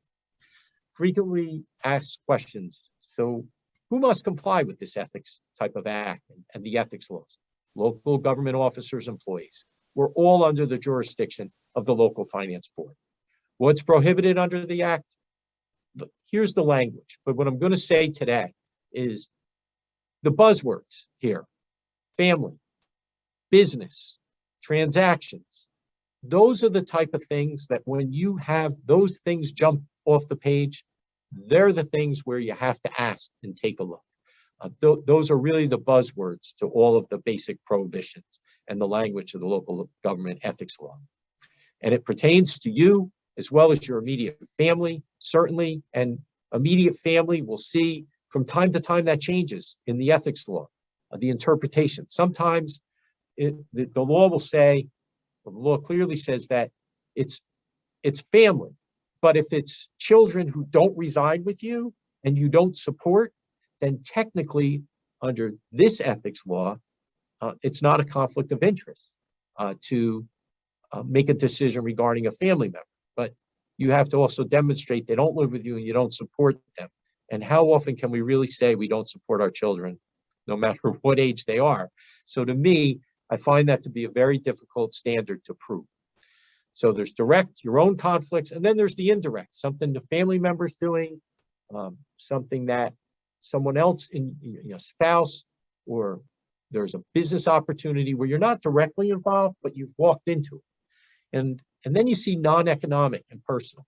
I want to give you an example because this is a recent New Jersey Supreme Court case. And I'll just summarize. It's out of the town of Montclair, where a member of the public was a volunteer member of the church. And he was working his way up to be an officer at the church. He was taking all those steps in a very formal process, starting out on certain committees, etc. He was also on the governing body. The church opposed a development application. And as a member of the governing body, this particular individual participated and voted. And the builder came back and said, you have a conflict of interest. You're a member of this church. You're a volunteer at the church. And the court originally said, no, he's not an officer of the church. It's a non-paying job. I mean, there's just no reason that he should have recused. The Supreme Court said, time out. If you have an ambition to obtain a leadership role, that counts too. And he had an ambition. We charted his progress and he was on track, or his ambition really indicates that he was going to be an officer of this church. Conflict. And the court said, by the way, it's taken so long for this to become a Supreme Court case, he became an officer of the church. So we can easily prove that. But the point is, that's how sensitive it is. Even if your ambition is taking you in a certain direction and you want to attain a certain purpose with a business or a volunteer position, you should recuse when there is an issue that comes up involving that aspect of government. So you should not take any service, whether compensated or not, that might be expected to prejudice your independence of judgment. So no officer or employee shall undertake any service that could be expected to compromise your judgment. So that's just the prohibition for you to make sure that's the standard in the back of your mind. If it's going to influence your judgment, you shouldn't be participating. Even if on paper, the remainder of this doesn't appear to be a conflict. This is sort of the catch-all. So exceptions, volunteer firefighters, and Board of Education employees have a whole different set of rules and guidelines. And family members can do what they want and make decisions, but you still have to own your decisions in the arena as an elected or an appointed or an employee of a particular municipality. So we cut some of these to the point where we wanted to be on target. And here's some of the frequently asked questions that we received over time that Dave Grubb of the Mel has put together. One extent is the local official barred from using information they learned during their course of public duties in private business. You can only use information that's available to the public, generally available. So the packet comes out with the agenda and you say to yourself, well, this is a public document. So you're at town hall and you flip through it and you have information in that packet that maybe the rest of the public doesn't have, even though it's a public record, it's just not disseminated. That's not appropriate. It has to be really arm's length. The agenda's up on the website and you read it, fair game. It's sitting in town hall before it goes out, that's not fair game. And you as an elected official, if you have knowledge of information, or as an employee, have knowledge of information, you can't use that to your advantage unless it's generally available to the public. Can you accept gifts, meals, and other entertainment? No, if there's any inference that someone's attempting to influence your opinion. So, like there's times where you want to say thank you. And if you do so in a reasonable manner, and it's done where, hey, want to take you out for a soda and have a talk and say thanks, that's under the ethics laws permitted. But if it's, I want to take you out for dinner on a trip, and I really hope you hire me, that's not appropriate. The state standards are actually even more stringent, where you can't accept anything. But on a local level, you can accept a gesture so long as it's as a level of appreciation. And there too, a lot of times employees will receive at the end of the year, for example, the clerk's or registrar's office, some type of token of appreciation from, say, a funeral home or someone who's working closely on a regular basis. And, I'm a little bit I'm trying to be partial, but it's so hard to be recognized and you should be allowed to be appreciated. And if it's a reasonable type of thank you, and it's not for anything that's pending or necessarily going forward, what I suggest is that you disclose any type of gift to the administration and that your town attorney opines whether it's acceptable or not. If it's acceptable, you just put it in your file so nobody can say, and hey, so-and-so got donuts and they brought in sandwiches for the entire clerk's office and we got a problem. No, here's a letter in the file. We already disclosed it. We felt it was acceptable under the circumstances. You just have to protect yourself and have something in writing. It's important to disclose this information more than what happens. Restriction against accepting things of value does not apply to political contributions if the officer has no reason to believe that the contribution, if accepted, was given with the intent to influence in the discharge of their duties. So you can make political donations, but you also have to disclose them. And you're not supposed to be discriminated against or treated differently because you decided to make those donations. But from a standpoint of employees or even contracted professionals, You do not want to in any way say, here's a donation. I hope you hire me. I hope you promote me. It's, here's a donation. I support your efforts. That's it. And anything else is a violation of the ethics law. If a member of the governing body is also an attorney, that's always rough. It's like when they're an accountant, you know? So, and that member represents parties before municipal boards. What about that? Well, can they do that? No, they can't. They can't because they're members of the board and they lose their right to appear as an engineer, architect, auditor, or planner. Are there other exceptions to the act? Yeah, this is, no officer should be deemed in conflict with these provisions if there's no specific gain that accrues to him as a member of any business or profession. So, you know, here's where it becomes an issue. For instance, this is like the de minimis exception. You're voting on taxes. You pay taxes. Everybody else pays taxes. I'm not going to be treated different to any greater extent. So therefore, this is not a conflict of interest. In Netcom, there's a ShopRite. It's probably the only grocery store in Netcom because Netcom has, I think, 1.1 square miles, give or take. So ShopRite comes in with an application. Everybody shops at ShopRite. So it's the de minimis exception where, you know, everyone has a business relationship, but it's to no different than anyone else that lives in Netcom. Now, if you were doing specific work for ShopRite, you were doing accounting work, things of that nature, that's different. Now you have a much greater benefit than everyone else in Netcom if you participate.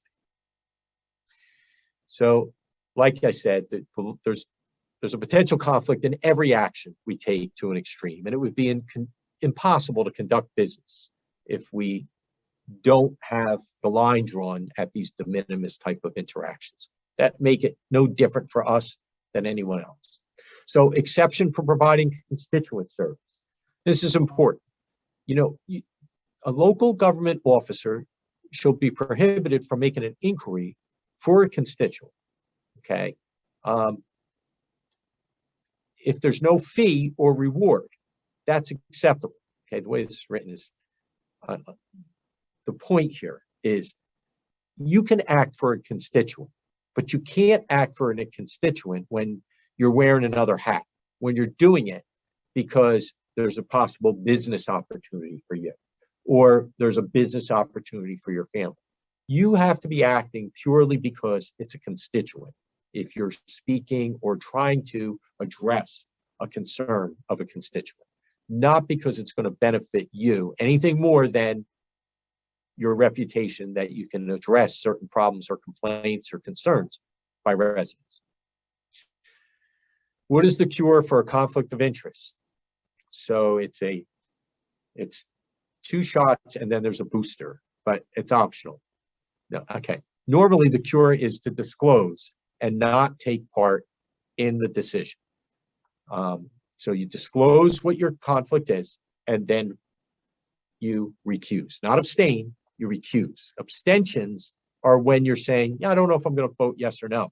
So it reflects you participated. You made a decision. When you recuse, it means I'm out, and I'm out from the beginning to the end. I have nothing to do with it. If a governing body recuses himself, can they represent themselves, family, before your public entity? Let's just hope that never really happens, but the answer is yes, but you have to speak to an attorney and make sure you have the structure down when you do that. If you're acquitted of violating the Ethics Act, will insurance cover your defense costs? No. Insurance does not cover costs when it comes to criminal matters or ethical type of challenges, as well as the fact if there's in a civil action, punitive ties, insurance doesn't cover those type of costs. Often the insurance fund will look at a case, and if somebody's just suing you, but they throw in the punitive damages, the fund will often say, as a courtesy, we're going to defend you right now. But if we find out as this goes along that there's really some merit to this punitive damages claim, you're going to have to get your own attorney. So otherwise, your day-to-day responsibilities, generally speaking, they're covered buy your insurance policy, whichever fund or policy you have. Those are day-to-day operations. We had over the years a mayor out in Bergen County who was charged with accepting bribes, and everyone else on that day that was charged pled guilty. This mayor said, "I'm going to fight it," and he fought it. And then his argument was for insurance coverage was, look, I spent $300,000. I was acquitted. This happened in the course of my job. This really did. And, you know, at first, the reaction was when he was charged, this didn't happen in the course of your job. You're accused of taking a bribe. But when the case was over, the Mel made a decision that was a questionable area. He really wasn't in the course of his duties, but he was acquitted. So the matter was resolved. Will the town's indemnification ordinance cover these defense costs if you're acquitted? It depends, but it's much more, there's much more grounds for that if you have that type of indemnity or defense ordinance and it's in place where members of the governing body and employees, if they're charged with these type of violations, that they may be reimbursed, and there's a structure. If they're acquitted, if it relates to their position, you could put certain standards in. You just can't put them in when there's a case pending. It's a good time to put it in when your elected officials don't have anything in front of them. And it's not only good for them, it's good for employees too. So just to say, you know, as some of the summary of things to avoid the black eyes, don't use government equipment or vehicles for personal business or campaigns. So often it's so important to keep all of that separate. And I can say the same with emails, because if you do that, your emails can be reviewed and become public documents for all employees. Just even notes from family members going through your personal email at work or your account at work, not your personal. That's the town's emails, and they're public records. Request that the government employees don't request, and it says this, employees work or get involved with your property or campaigns. Don't use government information not commonly known for personal gain. And we always like to say, don't meet alone with developers or anyone seeking some type of benefit from a municipality or member from just alone. Don't meet alone with them. And that same goes if there's a major vendor coming in to discuss, say, a new payroll system.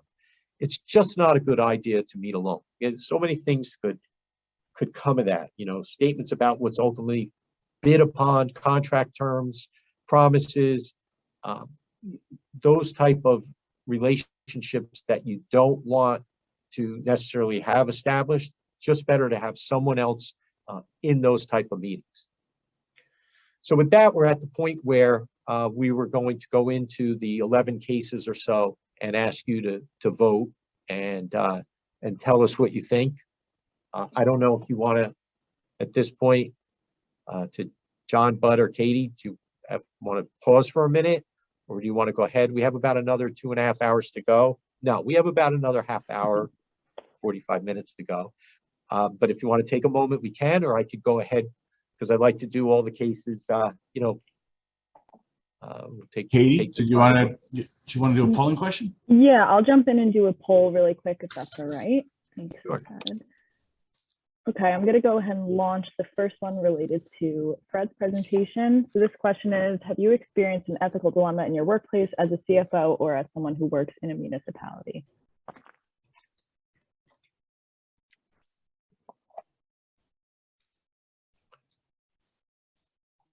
I'll give everyone a minute to get their answers in. As a reminder, this is for credit, so make sure you guys answer the polling questions.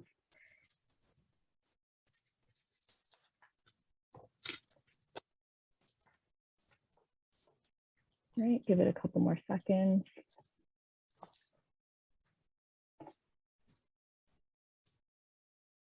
All right, I'm going to share the results. So most people, it seems like, actually has, which it shouldn't be too surprising, but I'm sure some of what Fred will talk about might relate to some of the things you guys have experienced. Or I want to know why you just said it's not surprising. Unfortunately, I think everybody probably has their own experience with, you know, that stuff. Cool. All right, thanks, Fred. Okay. It's interesting. So, so we're good to continue? Yeah, I Okay. think so. And Katie, can we maybe ask later? I'm just curious. Ever since the pandemic, I actually once in a while watch TV now. So I was just curious. So just as an aside poll, I watched the show Survivor that I've always heard about, and I'm just curious. And you know, if maybe later, just want to know how many people actually watch this Survivor. Am I in real low? I'm just curious about that because I've never watched TV until now, since it's like the Brady Bunch and now Survivor. It's been that long. Right. So I'll all right, add it so- in for the end. Yep. all right, thanks. So here we go with the cases, and what we want to try to do, if there's some way to get a response out of everyone, we're going to put up a set of facts, and then we're going to ask everybody to just informally, you know, by a show of hands, can we do that on the screen? Yep. Everyone should have the ability to, they have a raise hand feature. So Okay, everyone attending, yep, John just did it. If you, okay. They can raise their hand if they think the town or the person would be violating the ethics law or not. You know, we'll call it out and we'll take a vote. We'll see how we do. We're going to go with the honor system because whenever we do this, there's always someone who says to me after, I got them all right. I got them all right. And I'm like, that, how'd you do that? Because all of a sudden your hand wasn't up for like the last four, but so let's see how we do. Again, these are all actual cases. See, it might be a little stuck for a moment. Oh, here we go. Okay, they're all real cases. You be the judge is what we call this. And we'll see how you do the reported cases and decisions. So the only thing I want to say, and I think a few years ago we did something similar at the roundtable. I think it was Mike Garino at the time, really challenged a certain decision, and he was right. But this is what the court decided, and this is what we're always up against, right? So here we go. A zoning, okay, a zoning board member with many years of experience was confirmed for reappointment by one vote. The tiebreaker was the recently elected wife. And the couple was married after the zoning board member was originally appointed. So the wife came up with reappointment, and the governing body and this husband made the tiebreaker vote for, in this case, experience. I'm trying to think, it was the husband or wife.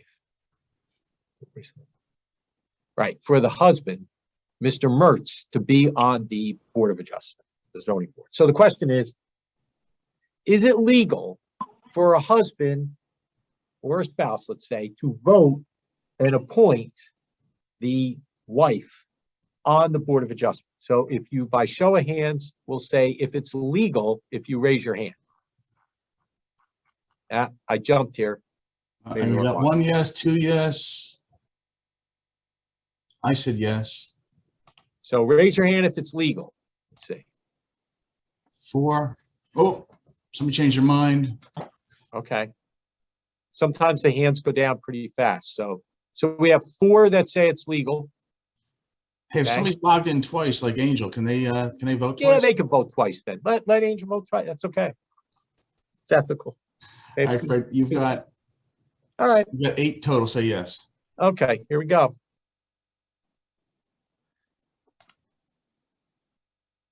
I'm frozen for a second. So it's not legal.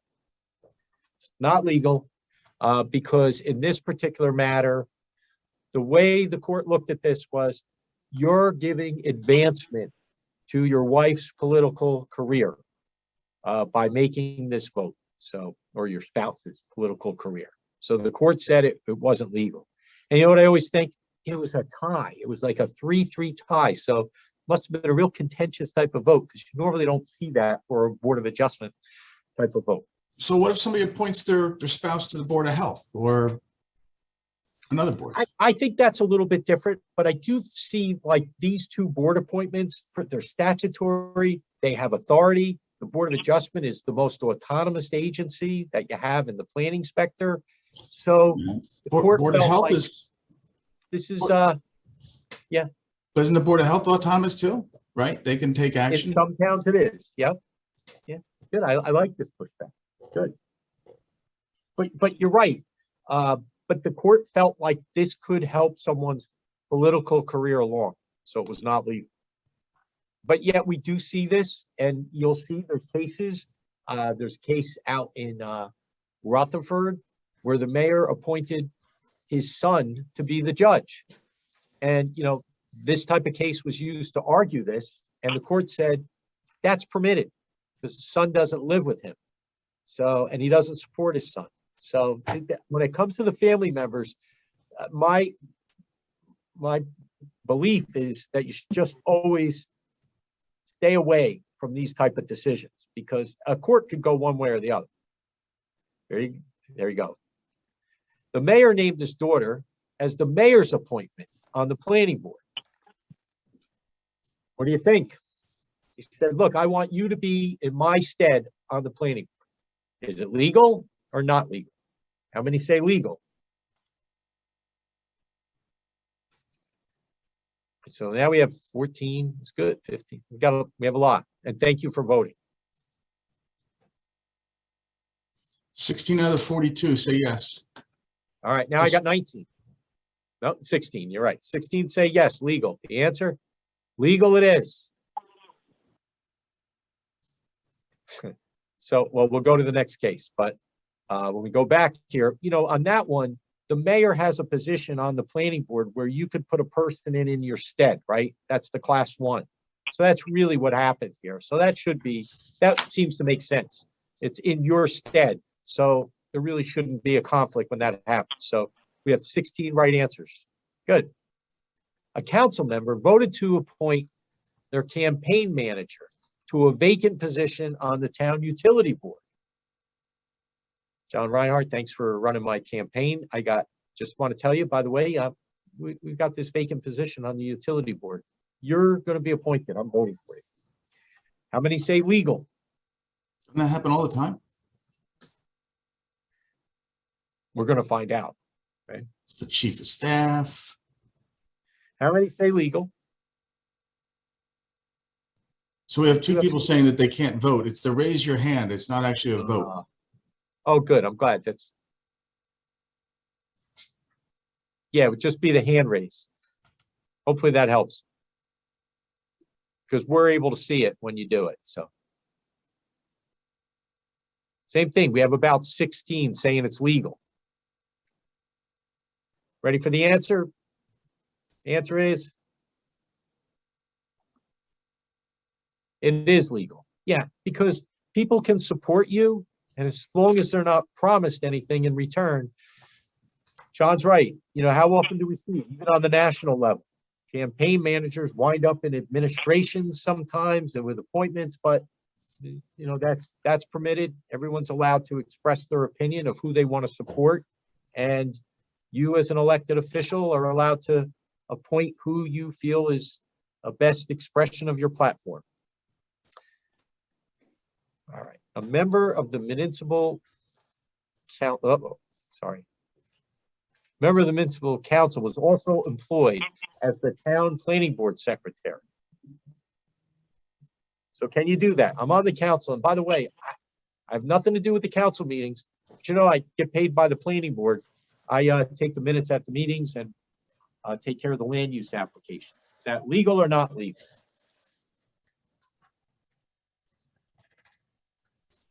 Raise your hand if you think it's legal.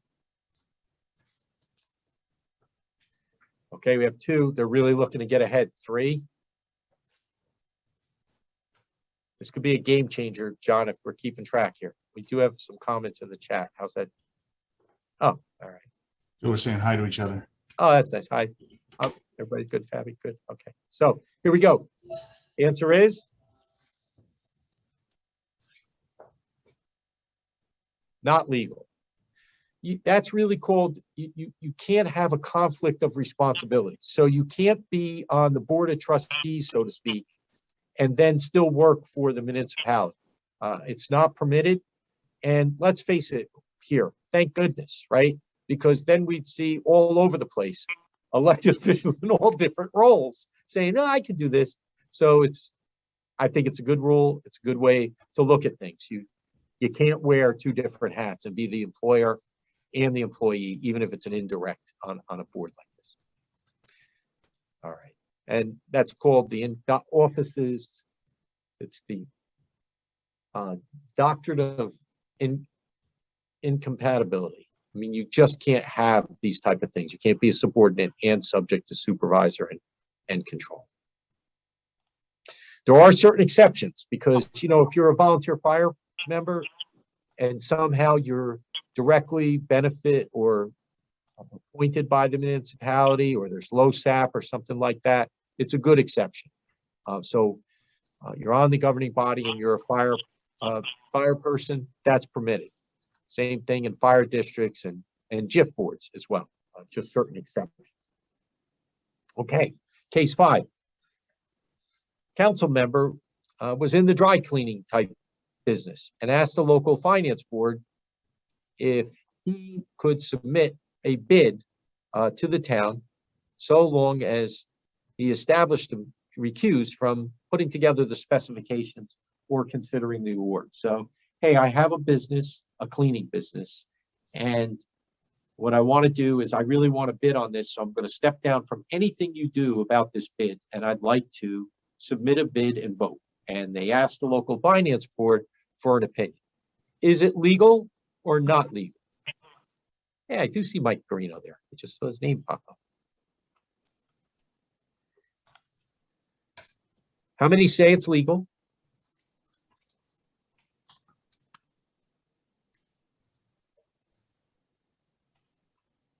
What do you think, Bud? We're ready to get an answer? Yep. All right. Legal or not legal? The answer is it's not legal. This is a little bit of a surprise. And this is one of the first local finance type opinions that was out there. And really what the court was saying, or the board was saying, that, look, you're still going to have an advantage. Even though it's a sealed bid, you know what the needs are of the municipality because you sit on the other side.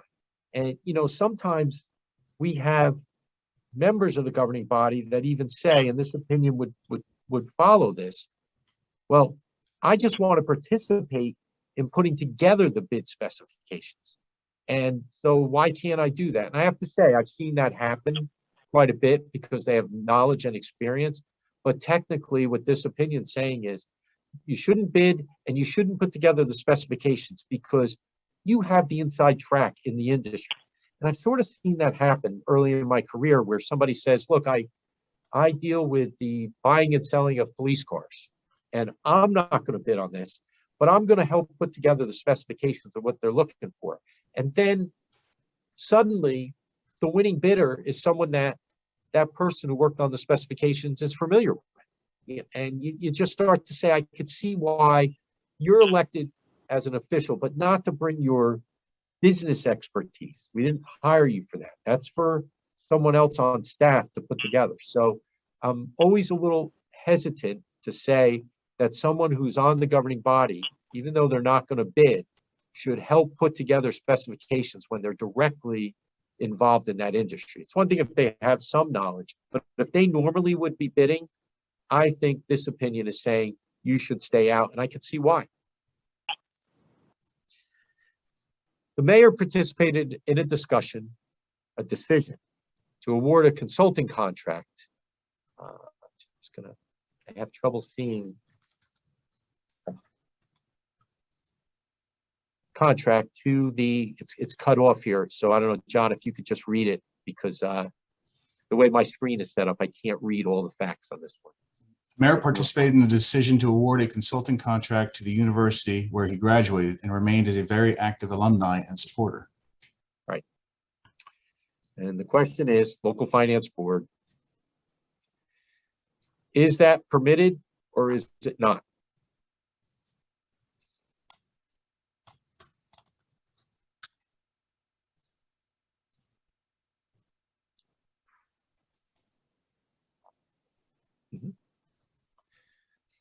So 6 say it's legal.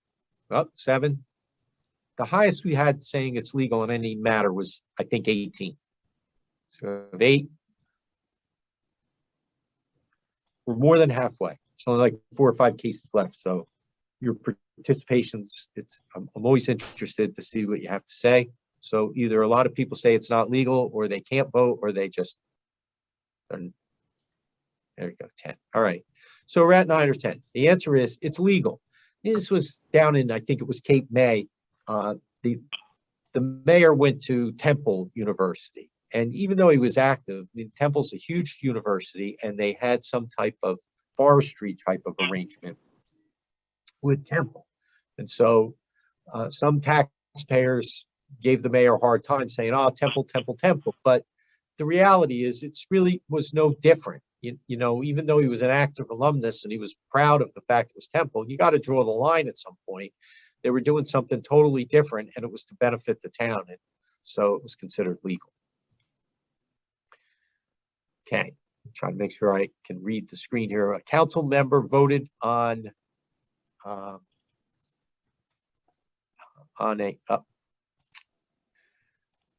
Want to read it? yeah, if you could, John, thanks. The council member voted on a matter involving the nonprofit Police Athletic League that oversees some of the athletic events in the town. While the council member was also president of the league, there was no hint of personal gain, and the athletic teams were open to all members of the public.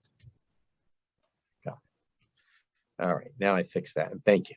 So there we have this council member voting on this, and the council member is president of the league. So how many say that's legal?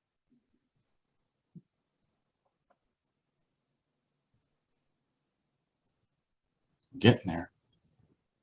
Good. This might be the highest one saying it's legal. 15, actually 15, 17, 18 is the record. So 18. Oh, wait, 18. can we change your mind? all right, but Now we're change back your up. mind. Yep.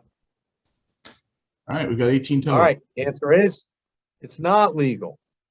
And this goes back to that case I told you in Montclair, when it looks like it could help your resume for even for volunteering. The courts have said, no, you have to recuse. So rule of thumb is if you in any way are part of an organization, that's not a conflict. But if you're an officer of that, volunteer group, or someone who aspires, is working their way up to be an officer, which is sort of a real gray area. But if you definitely are already, this is the president of the PAL, then it looks like it could be considered like, look what I did for you guys. Let me stay in as president. If you're just a member, then my practice has always been to let someone participate, because anyone could be a volunteer for some of these, recreation and groups. But if you're a president or an executive officer of some sort, a little different. So not legal. The mayor's insurance agency provided insurance to a lawn service that worked for the town for many years. The service started purchasing the insurance from the mayor before the mayor was elected. The mayor then gets elected, and the mayor continues to provide that insurance, and the service continues to, that lawn service continues to perform work for the town. And so someone said, I have a problem with this. I notice that the company that gets the lawn service work is insured by the mayor. And the mayor's at least the broker for that firm. Question is that legal or not legal?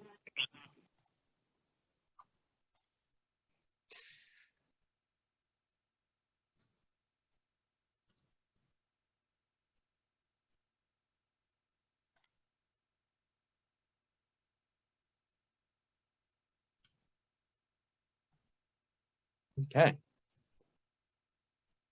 The answer is 15 say legal. It is legal. This was actually something I'm familiar with. It was now the late John Dunleavy was the mayor of Bloomingdale, and nobody had could match John's energy and ambition, and he had just someone who took issue to just about anything he did, and they said, "Oh, this is not appropriate," and he would just smile and and say it is what it is. He disclosed everything. And at that point in time, we did render an opinion that we felt it was acceptable. It didn't change whether or not this person was going to get hired by the town. It was a certificate of insurance. And the mayor doesn't vote on contracts. So the point was, at some point, officials should still be able to conduct their business. Okay, so now we're getting down to the end. The mayor was in the business of selling uniforms and was close to members of the police department. In fact, he stated on numerous occasions that he was the department's best friend and had their backs. Over the years, you hear that a lot, right? But he did not recuse himself from union negotiations. Question is that legal or not legal? The mayor participated in negotiations when in fact, he's in the business of selling uniforms. And I can't say he sold it to the police department, but he was also very close to members of the police department. Is that legal or not legal?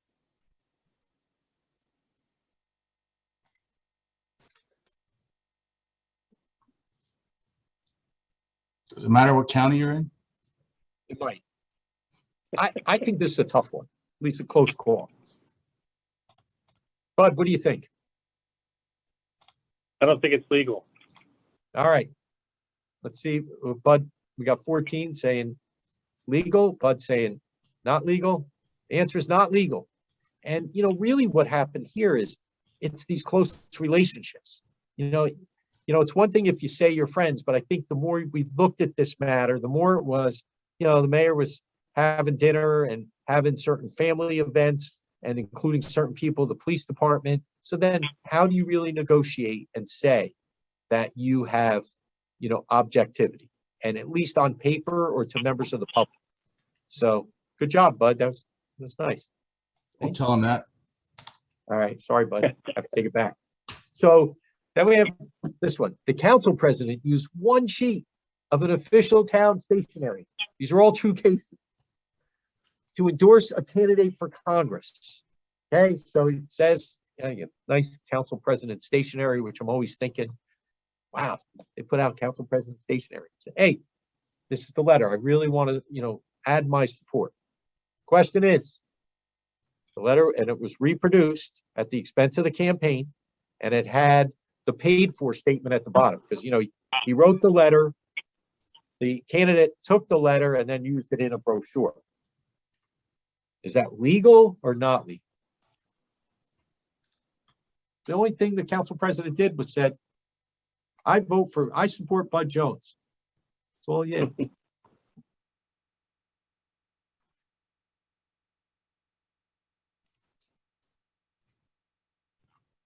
Not many people are saying this is legal. There may be two participants that are going to get way ahead here if they're right.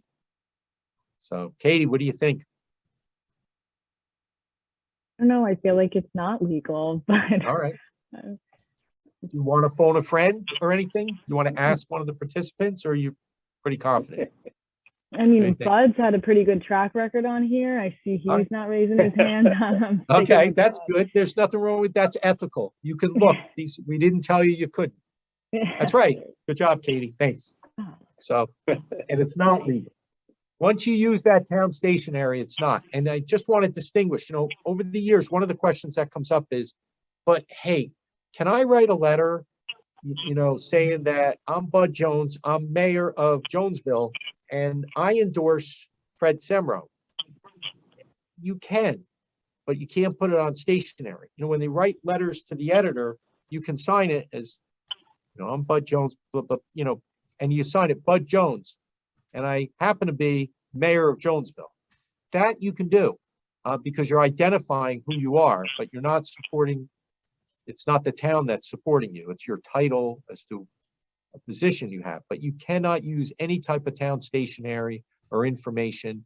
And the same goes with, even if you're an employee and you get an email from the mayor, hey, look, we're having a campaign fundraiser. That should not be on the town email system in any way at all. Let's check here. Hey, Fred, I'm a good test taker. Yeah, really good, Bud. I'm telling you.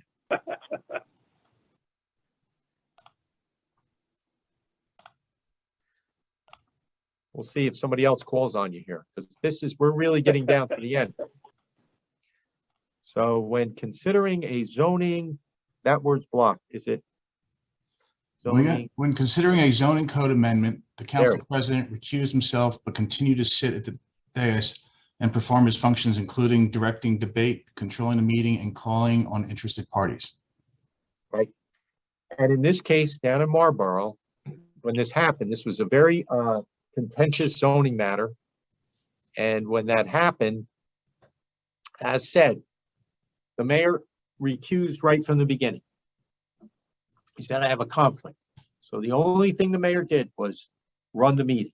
Didn't vote, didn't speak about this. But this was very contentious. So when it was over, the developer went after the town and said, the mayor has a conflict. The mayor shouldn't have participated. The mayor said, I didn't. This is all I did. I ran the meeting and I never said another word. That was the accusation. You ran the meeting. Is that legal or not legal?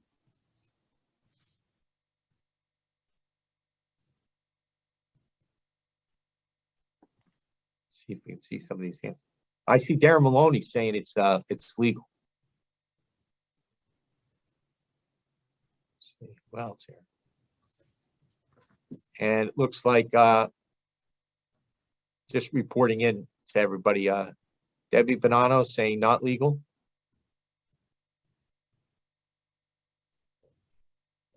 Joe Kowalczyk, not legal. Katie Yankee, not legal. Mike Marino, not legal. Marie Goebel, not legal. Really good. A lot of votes here. All right. Here's the answer. Ready?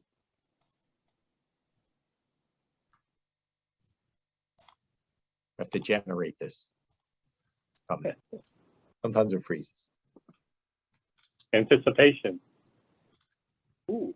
It's legal, but that was the trial court. On appeal, not legal. So the answer is not legal. And here's why. Because the appellate division said, you are still controlling the discussion. You're still controlling the outcome. So we wanted to give you one each way. But if you voted legal, you were right technically for the trial court. But the real answer at the end of the day is not legal. It's not legal. And in any arena we're in, if you have a conflict, you can't just keep your toe in the water. And I get this question all the time, and it could be any employee or any official. I have a conflict, so that's the case. I'm going to sit in executive session and I'm not going to say anything. No, can't do that. I have a conflict and I'm not going to vote on this voucher, but can you send me all the information? No, can't. Once you're out, you're out. And the same goes here. When you're considering a zoning ordinance, the court said the chair can really, from sitting through meetings, the chair can sort of direct the tone.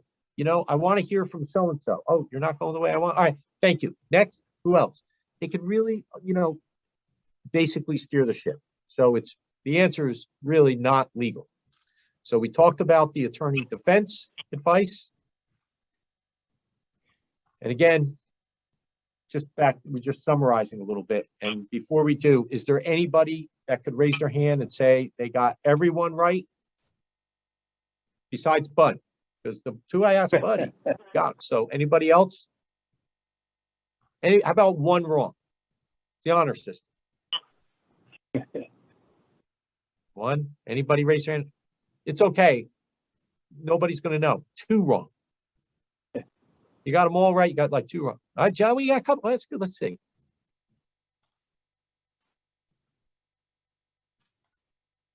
Yeah, we have two or three that got all but two or three correct. That's good. Well, Joe moved right up the list there.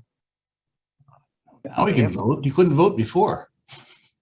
Well, that was good. They were probably not guilty. So that worked out good. All right, good. Great. And to sum up, just if you think something may be a conflict and you don't have time to secure a legal opinion, it's best just to recuse yourself from the matter. It's always the safe bet to do that. And we're really wrapping up now, and I hope we're okay on time. I hope there's a balance here, John, because I know we started late, and I think we're getting enough time in. You know, we worked right through it, but I think we've got enough time in for those credits too, hopefully. And certainly we can have any questions or discussion. And if there's another polling question, whatever we need to do. We do have another poll if I could jump in and do one of those quickly. Great. All right, I'm going to go ahead and launch this next one. Question is, do you feel that your municipality or workplace has a chain of command in which you could report a potential ethical issue to?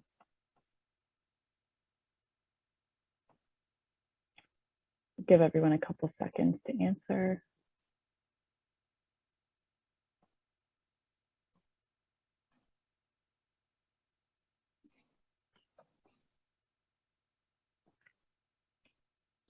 Get a few more in. Fred, no laser tag this year. No. I wish we did, John. So it does look like most people said yes, which is obviously the answer we would hope for. That's good. Yeah. And to that question, Katie, if anytime there's an ethical issue, no matter where you are in the process, that's supposed to be, you should have the ability to speak to your labor or municipal attorney to get or obtain an opinion. Should. Hey, Fred, are you familiar with the bribery case that happened, I guess, within the last couple of years? It involved, I think, a former assemblyman from Bergen, a school board president, I think, from like Jersey City. I think the mayor of Morristown's wife. Yeah, the Matt O'Donnell case. Yes. Yes. Yes. I saw not too long ago where, you know, I think one of them possibly pled guilty, but another, the judge dismissed the charges against the person because they were not in office. Interesting. That part I didn't see. I am familiar with the case based on what's been out there. And, you know, certainly that case points to the cases we discussed about when you're doing, you know, first of all, you have to report anything you do.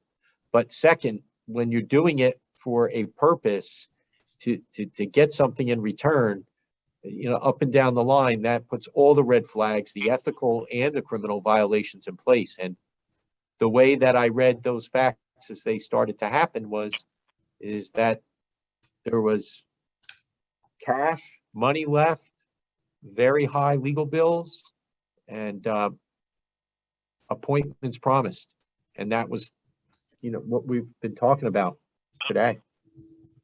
Yeah, it's funny, the judge, I think the judge ruled that there was no evidence of official duties for this person because he was running for the office. So their bribery, they felt couldn't be, he couldn't be guilty of it. Right. Which I found amazing. Yeah. They can take it's all true. the That's on a technicality. Yeah. And, you know, I want to say, and this is a credit to everybody that's here.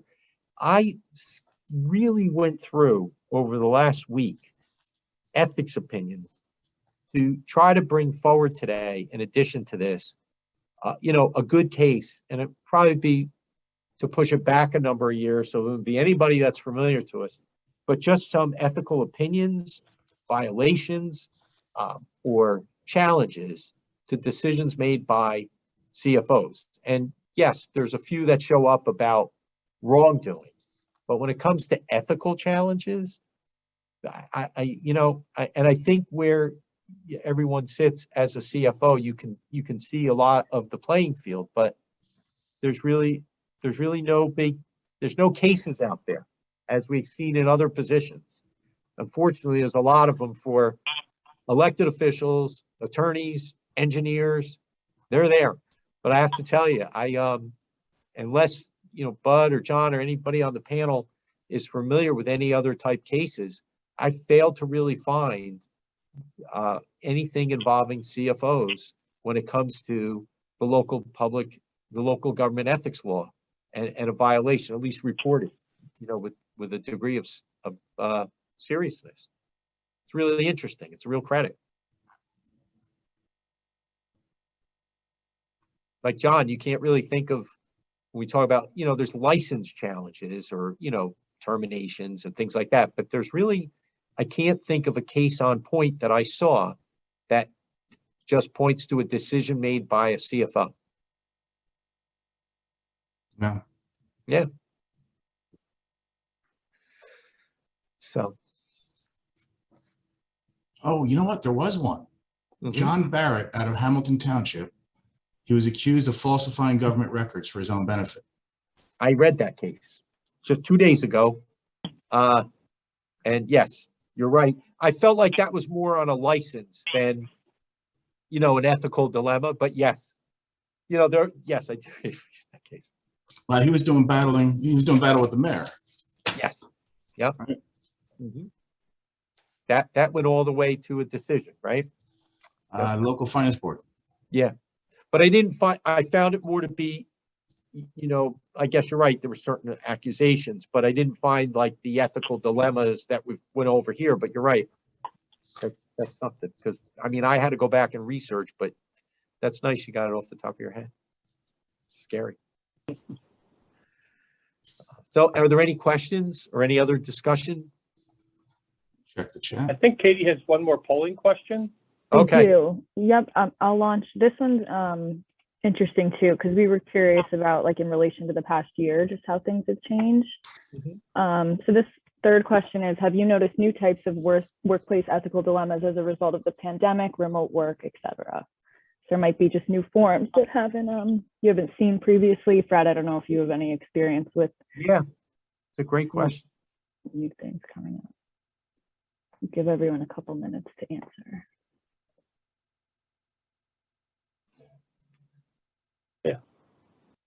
For us in our role as auditors, we were required by the AICPA to ask questions about internal controls during the pandemic, because policies, procedures may have changed because people not being in the office, remoting in, electronic access to records and such.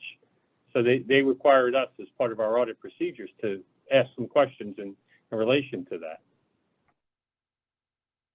The other issue is, are they being productive? Are they truly working? Yeah. The funny part is I saw one where somebody was supposed to be working, but they were out playing. So what they did is they bought this special clip that they got on Amazon. They clipped around their keyboard onto their escape key. They kept hitting the escape the whole time, so it mimicked like they were typing. I thought it was pretty ingenious. I really find that's something in the workplace that's going to become those type of challenges, and they're ethical, but they're also just on the other side, just honesty too. I guess it goes hand in hand, but what is being done when they're remote? Is it fair that certain people are remote and other people aren't? And what's your responsibility when you come in and you don't feel well? All of these things sort of all, hit home in different decisions that need to be made.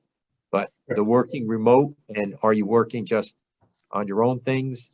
And then, sometimes we've had complaints where so-and-so's on Facebook during the day, and it's one thing when they're in the office, that's still not permitted on their own personal Facebook, but when they're not even in, it compounds things as well. But So Fred, I was just reminded by somebody by text, there was one other person, Dennis Gerber. oh, you're right. Right. they I didn't were. see that case. I did not see that case. That was really very, very sad and a bad outcome, right? Saddlebrook, right? And then our last CFO roundtable, we also have, what's her name from White Township? The Yes. tax collector. Yes. Yep. But I felt like they were more like clear cut, they were license terminations and suspensions. Right. And, but to see a case like the ones we had, just where, you know, a decision made, whether it was ethically improper and things like that, you know, like the things I did see over the years, and I saw in the research was, but this is more on the public side, proper disclosure of footnotes and things like that, and those type of ethical dilemmas, but I didn't see anything else. But those cases are, yeah, when by the time they get there, John, and they're reported, you've gone pretty far, and chances are there's quite a case against you. But yes, I didn't see the Gerber case, but I do know what the outcome was. He ended up dying in prison. Yeah, yeah.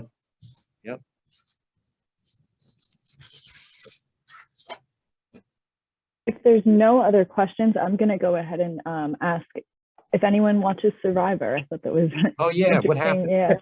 Yeah, I'll launch that. If you guys have Oh, thanks, watched the Katie. TV show, Thanks. I did see Yeah. Mike G commented that he does not watch Survivor. He put He it in doesn't. the chat. Yeah, I think it's pretty low. We got 3 so far. Just curious. Oh, sometimes. Oh, never heard of it. That was good. Yeah, you never know.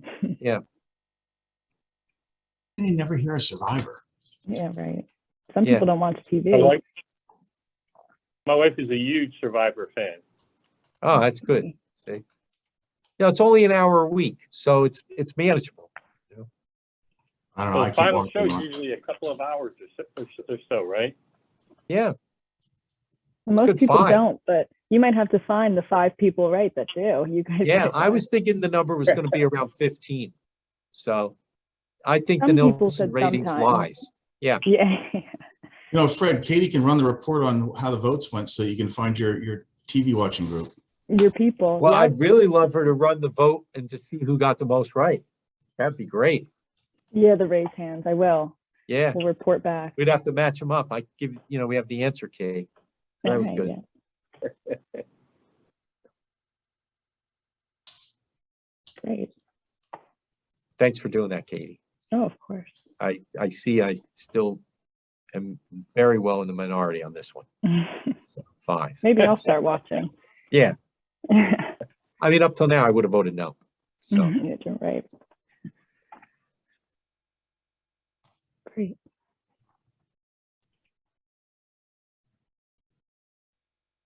All right. Is that it? I think so, unless there's any other questions or discussion, open discussion for anything. I know Bud's pondering something. Bud, what do you think? Well, I was going to bring up, we normally have a session in February or March. We haven't planned an agenda for that yet, so we're still open, for ideas. If people have some thoughts, what they would like a roundtable on, what topics, if they want to lead that topic also, that'd be good.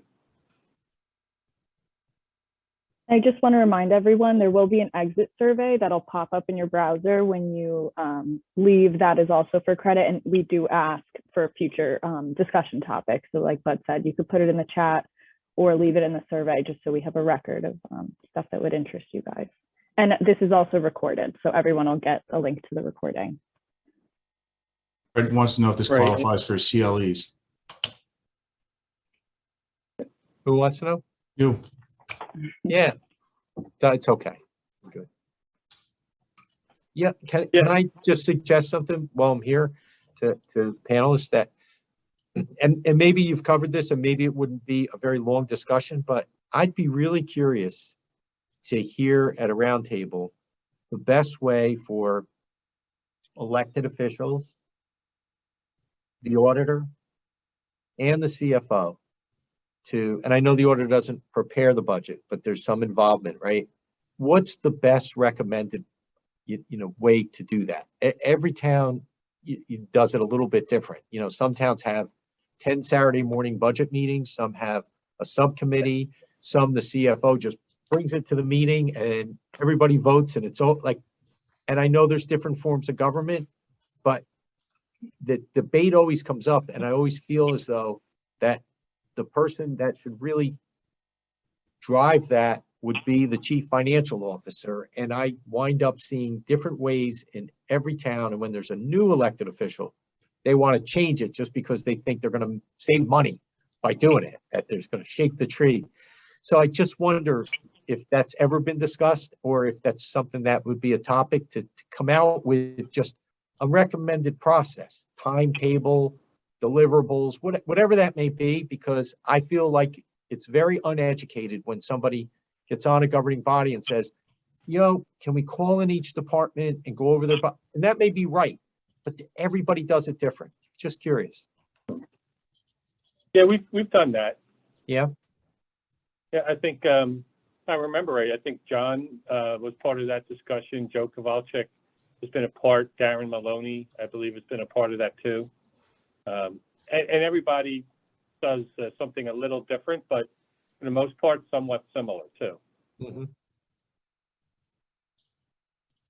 Just always would be helpful to have sort of a recommended structure, because when they make it up as they go along, I find it to be, you know, they kind of find out the hard way that, you know, what works and what doesn't. We just ran a newly elected officials event this past Wednesday, and had a couple of my partners present on, you know, basics of the budget and accounting and finance in New Jersey. But we also had a couple of panelists. We actually had John's former mayor, Bill Chegwin from Wharton, and the mayor of Chatham Borough, Thad, as panelists too, to talk to the group. And it was a really lively discussion. I think they went for like 2.5 hours, just back and forth with questions and talking about how to do things or approach things. And from what I understand, it went over really well. Interesting. Oh, that's good. That's really great. That's always a good way to get everybody started. So, yeah. Well, good. I got some of these. Thank you for the comments too, Angel. That's a good point. No committee, one or two at a time. At least it's an idea, and that's something I've seen. And nice to see everybody else. And Jim Burnett's comment, get me a Netflix account is good. I like that. Nice to see Darren and Mike and Joe. It's good. And just so everyone's aware, we had originally talked about doing a session on preparing for a rating agency's visit for this time frame, but it was moved back to like April or May. We don't have an exact date yet. But also, John, you had some interesting thoughts on that kind of a session. Oh, I did? Yes. You wanted to bring in prepare a panel? Oh, of the analysts, like Doug Goldmacher from Moody's. Yeah, but I forgot what the idea was. I think you're going to have a panel and have people present their plans in order to get a rating and have questions back and forth. You can do that. I think everybody's got mostly a similar process when you go in. You know, if just about everybody I know writes a script, so everybody's got a role when they go in there. So each person who comes in has something to say.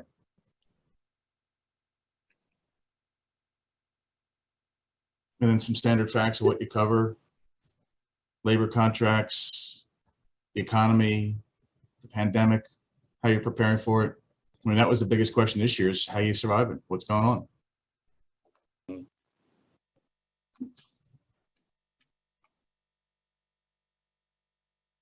Yeah, I think we're good. Fred, thanks for presenting. I definitely liked your test questions. Good. Well, that's because you got them all right. So that always helps. It's nice to see everybody, and you know, it's very, very much appreciate that we all get a chance to work together. So thank you for having me today, and I apologize for the late start. It's all right. Thanks, Fred. Not at all. All right. Always a pleasure. Thanks, everyone. Hope everyone Have a great has good holiday. holiday season. Take care. You too. Take care. Bye Bye. now. Thanks, everybody.